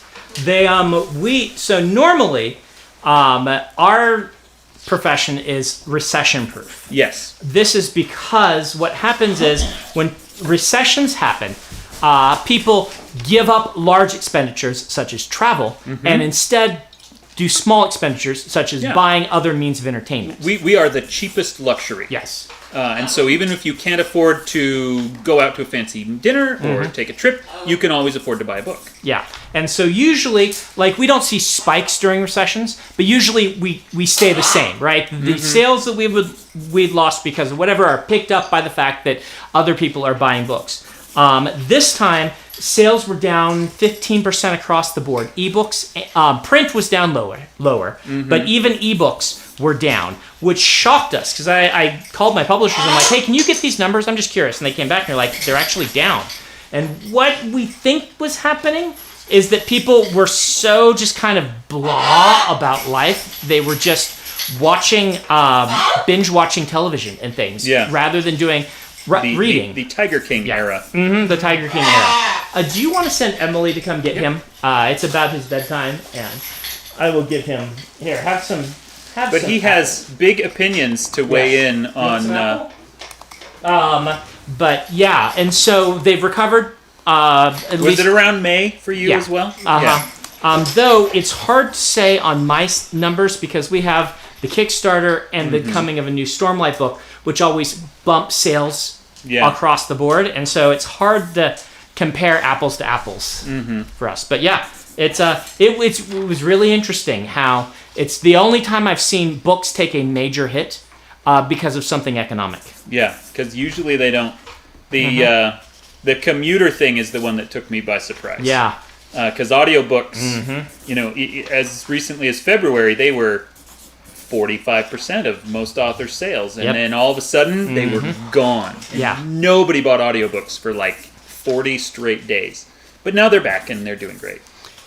But of course, we also live in a weird world where a lot of our royalties we don't see until months later. And so it's like we are getting paid for last year, even still. Essentially. So. Which has a lot of authors really worried because they're like, I'm doing okay now because I'm living off of last year's money. Yeah. Next year I'm going to have to live off this year's money and it's going to suck. Yeah. So all the stuff that's hitting everyone else right now is going to hit us next year, and then we will stop making tasteless jokes. Yeah. Maybe indeed that is what will happen. I don't know. I'm not sure that you're capable of not making tasteless jokes at all. And you know, yeah. No, the other thing, and this is only going to mean anything to a small portion of our watching audience, but our church has gone entirely home-based for several months in a row, and it is going to be so hard for me to go back to real church again. Me too. I love it. And that's not just because this year was 9 a.m. church for our ward. And boy, of all the years to not make me have to go. Yeah. But I've just really enjoyed it. Great. So your site went down for everyone going to check out your GM. Yes. Okay. So my website, thedanwells.com, was hacked last week, and my webmaster is in the process of getting it back. So right now you cannot go to my website. But if you are interested in my books or in hiring me as a GM, just email me straight. Dan@thedanwells.com. TheDanwells. Just email me directly, and we can coordinate it that way. So this is the worst time for my website to be down, but that's what happened to it. What happened to the talentedwellsbrother.com? The talentedwellsbrother.com, I think Jordo might still own that one, but I doubt it. He purged his URL list a year or two ago, so he doesn't have them anymore. Back when Rob first joined our writing group, there were jokes about that made. Yeah, my brother is also an author, also, nationally published, internationally published. He actually did a co-write project with James Patterson last year, which was super cool. Which, let's point out, was a true collaboration. Like, Patterson gets a lot of crap, I think, for people that perceive him as kind of an author mill kind of author, and that was not my brother's experience at all. He was a full participant in the creative process, which is one of the things that probably shouldn't surprise me, but did when I became part of the industry, is how much everyone loves James Patterson. Like every bookseller I've talked to, every editor who's worked with him. Yeah. I'm sure there are people who have their gripes, but I've never met them. And that is not what you expect, because for those who don't know, James Patterson is the top dog in all of publishing, right? He sells more than any other author, arguably more than any other two authors combined. Yeah, he beats more than J.K. Rowling, more than Stephen King, yeah. more than everybody. He is all by himself approximately 1/3 of Daw. Of Daw? Or Isn't he Daw? I don't think he's Daw. I think of wherever he is. Yes. Mm-hmm. He's a huge chunk of it. Yeah. And there absolutely are big name ghostwriter mills, and I won't mention any of them by name, who are predatory and trashy. Patterson is not one of them. Anyway, and, you don't expect the top dog to be that. to be one of the good ones. Yes. But he is a pretty good dude by all accounts. Yeah. My brother, to get back to the story we were telling, he joined our writing group originally, back before any of us were published. Mm-hmm. And Brandon's brother, Jordo, thought it would be really funny to buy a website called thetalentedwellsbrother.com and then see which one of the two of us would bid higher for it. And I don't think either of us ever actually bought it or did anything with it. So he got published first, but now I make more money off my writing, and he has a real job, so I win. Writing excuses, back to the question, started... Oh, hey, the question that was asked like half an hour ago? Because Jordo wanted Speaking to of do Jordo. a podcast. He took an online media class back in 2008? This is my brother, by the way, Jordan Sanderson. 2008 or 2009. Yeah.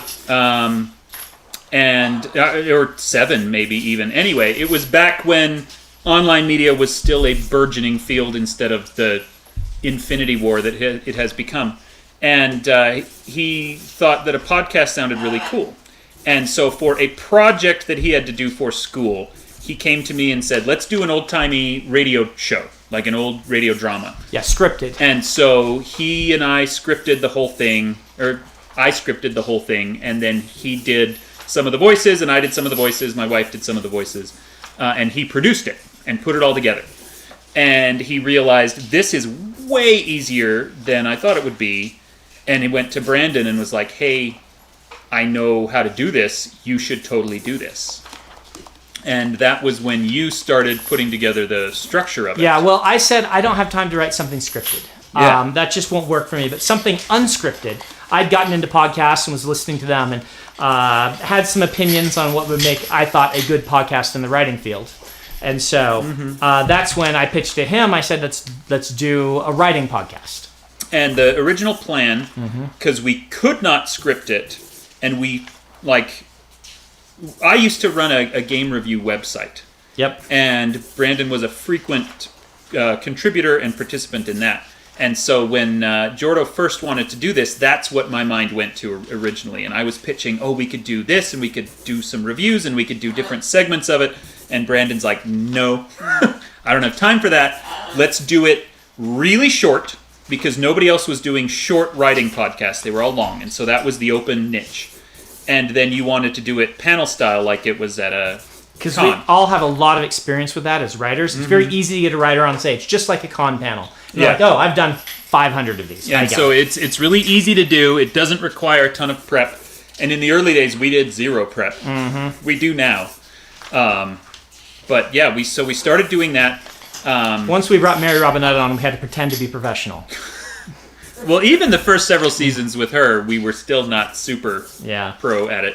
But anyway, Brandon, once he had this idea, brought me on to be the funny one, and brought Howard Taylor in to be the famous one. Because at the time, he was far more famous than any of us were. Yep. He had a huge audience, like 100,000 daily readers of his comic or something like that. I used the idea of, I'd seen a lot of radio shows where they have an interplay between multiple people, and one's there they call it like color commentary. The person just to be fun, to be a personality. Yeah. And that's why I thought Dan, that's like the perfect role for Dan. So Howard was the famous one. I was the funny one. Brandon was I was the producer. the producer, Yeah. the in charge one. You'll notice none of us were the smart one, which is why 2 years later we added Mary Robinette Kowal to the cast. By then, Howard had become the funny one, and Brandon had become the famous one, and I was just the extra fourth one. So I don't know what I'm doing on that show. But you are also the smart one. Let's point that out.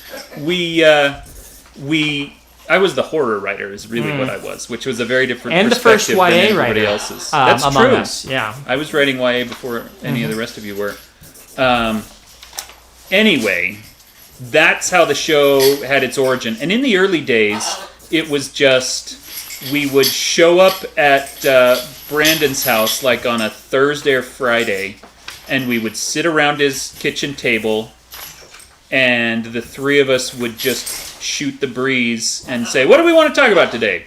How about dialogue? And then we'd talk for 15 minutes about dialogue, and then we'd be done. There was no planning of the individual episodes. There was no planning of long-term episodes. There was no sense of, we need to conserve some space. We started using the term design space, which we stole from Mark Rosewater, who's a magic designer. The idea that you can't cover all of dialogue in 15 minutes, so you need to cover little tiny segments of it. If you try to cover it all, you'll just always sound like you're repeating yourself because you touched on everything lightly and didn't dig into it well. So, and so eventually, what a lot of people, I don't know if they know this, but 4, 5, 6 years ago, Brandon sent us all an email and is like, you know what? I don't have time to do this anymore. I think I need to step out of the show and not be there. And we're all like, oh, no, don't leave the show. And what it came down to was he just didn't have time to do this Producing constant job. treadmill that we were on. And in hindsight, we should have come to this conclusion far earlier because none of us had time to do it either. And so we talked about it and realized, oh, Brandon still loves doing this. He just doesn't have time for the way we're doing it now. Let's change the way. And that's when we came up with the idea of the big year-long plans and themes. And that's when we started planning out in advance what all the episodes were going to be. And so now we're a lot more structured.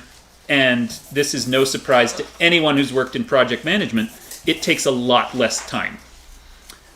Planning and structuring something actually makes it way more efficient and way easier to do and a better quality product. So that's what we're doing now. That's what we're doing. And did I send out? I did send out the text for next year.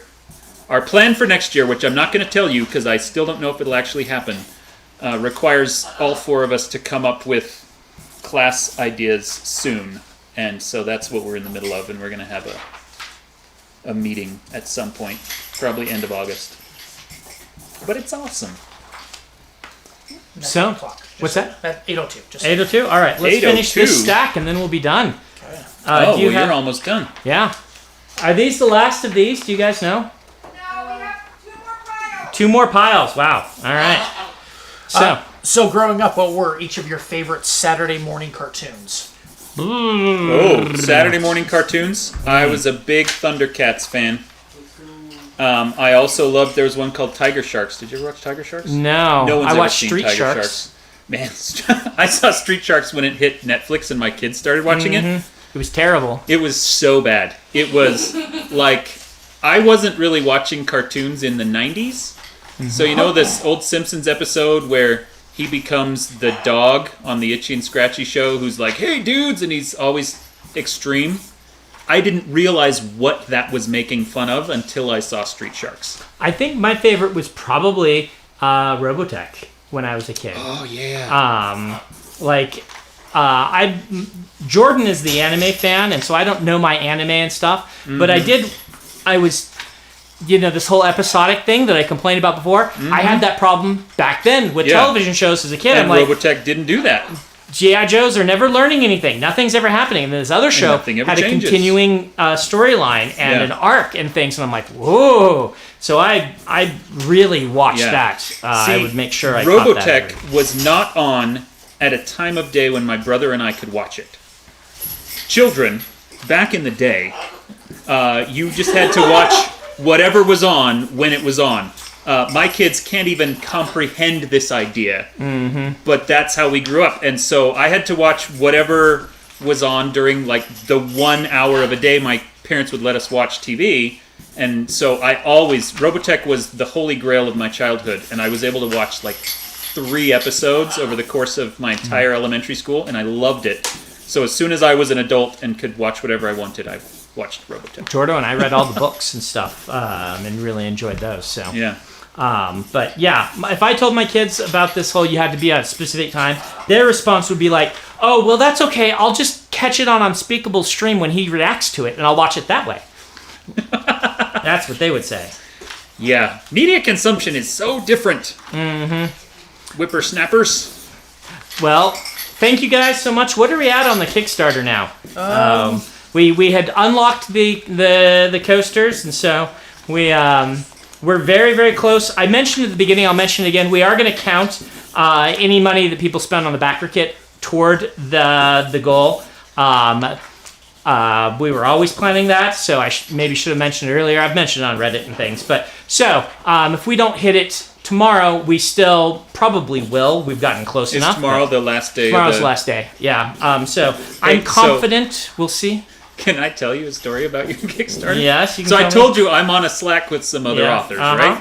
right? The day you launched your Kickstarter, and all of us other professional authors watched it, and we spent the whole day being like, I have just, in the 15 minutes it took me to wash my dishes, Brandon just made another $1 million. I hate him so much. Like, that was the conversation all day.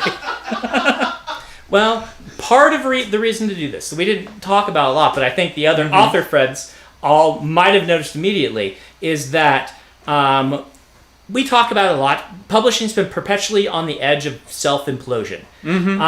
It's been happening since... For 100 years. And so we don't think it really ever will. But it's always a thing in the back of every author's mind. What happens if Barnes & Noble folds, right? Yeah. What happens to publishing if, it becomes a monopoly controlled by Amazon, and then they decide they just don't want to do books anymore? Not going to decide that, but they could, right? They could just pull the plug. One person has the power to push a button, and everyone's careers just end.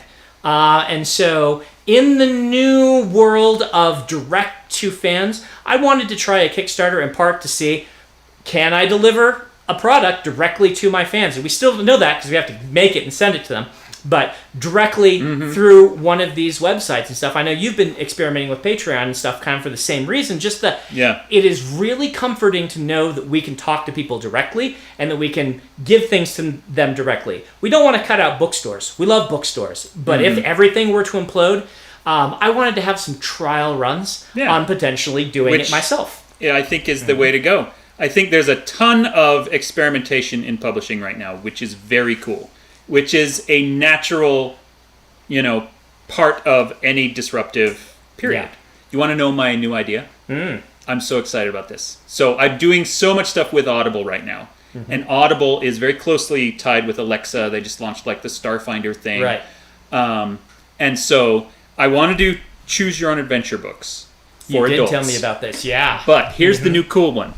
Because they are tied into Alexa, they potentially have access to every smart device in your home. So if I can write a horror novel which at a certain key point turns off every light in your house, wouldn't that be amazing? That would be amazing.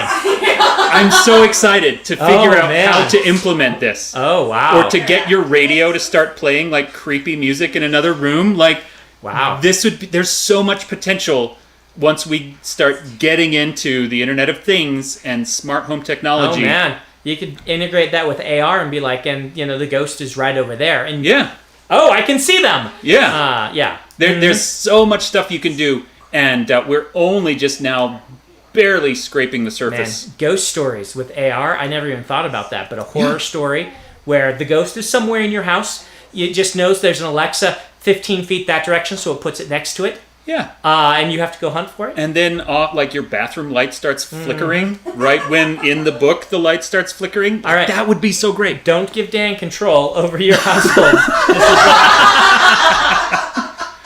So, did Emily get the bird while I was signing? She Just came walked in and grabbed the bird. she took the bird. So, all right. Well, where are we? Did you find it? Where we were? 6.54. 6.54. So, last hours.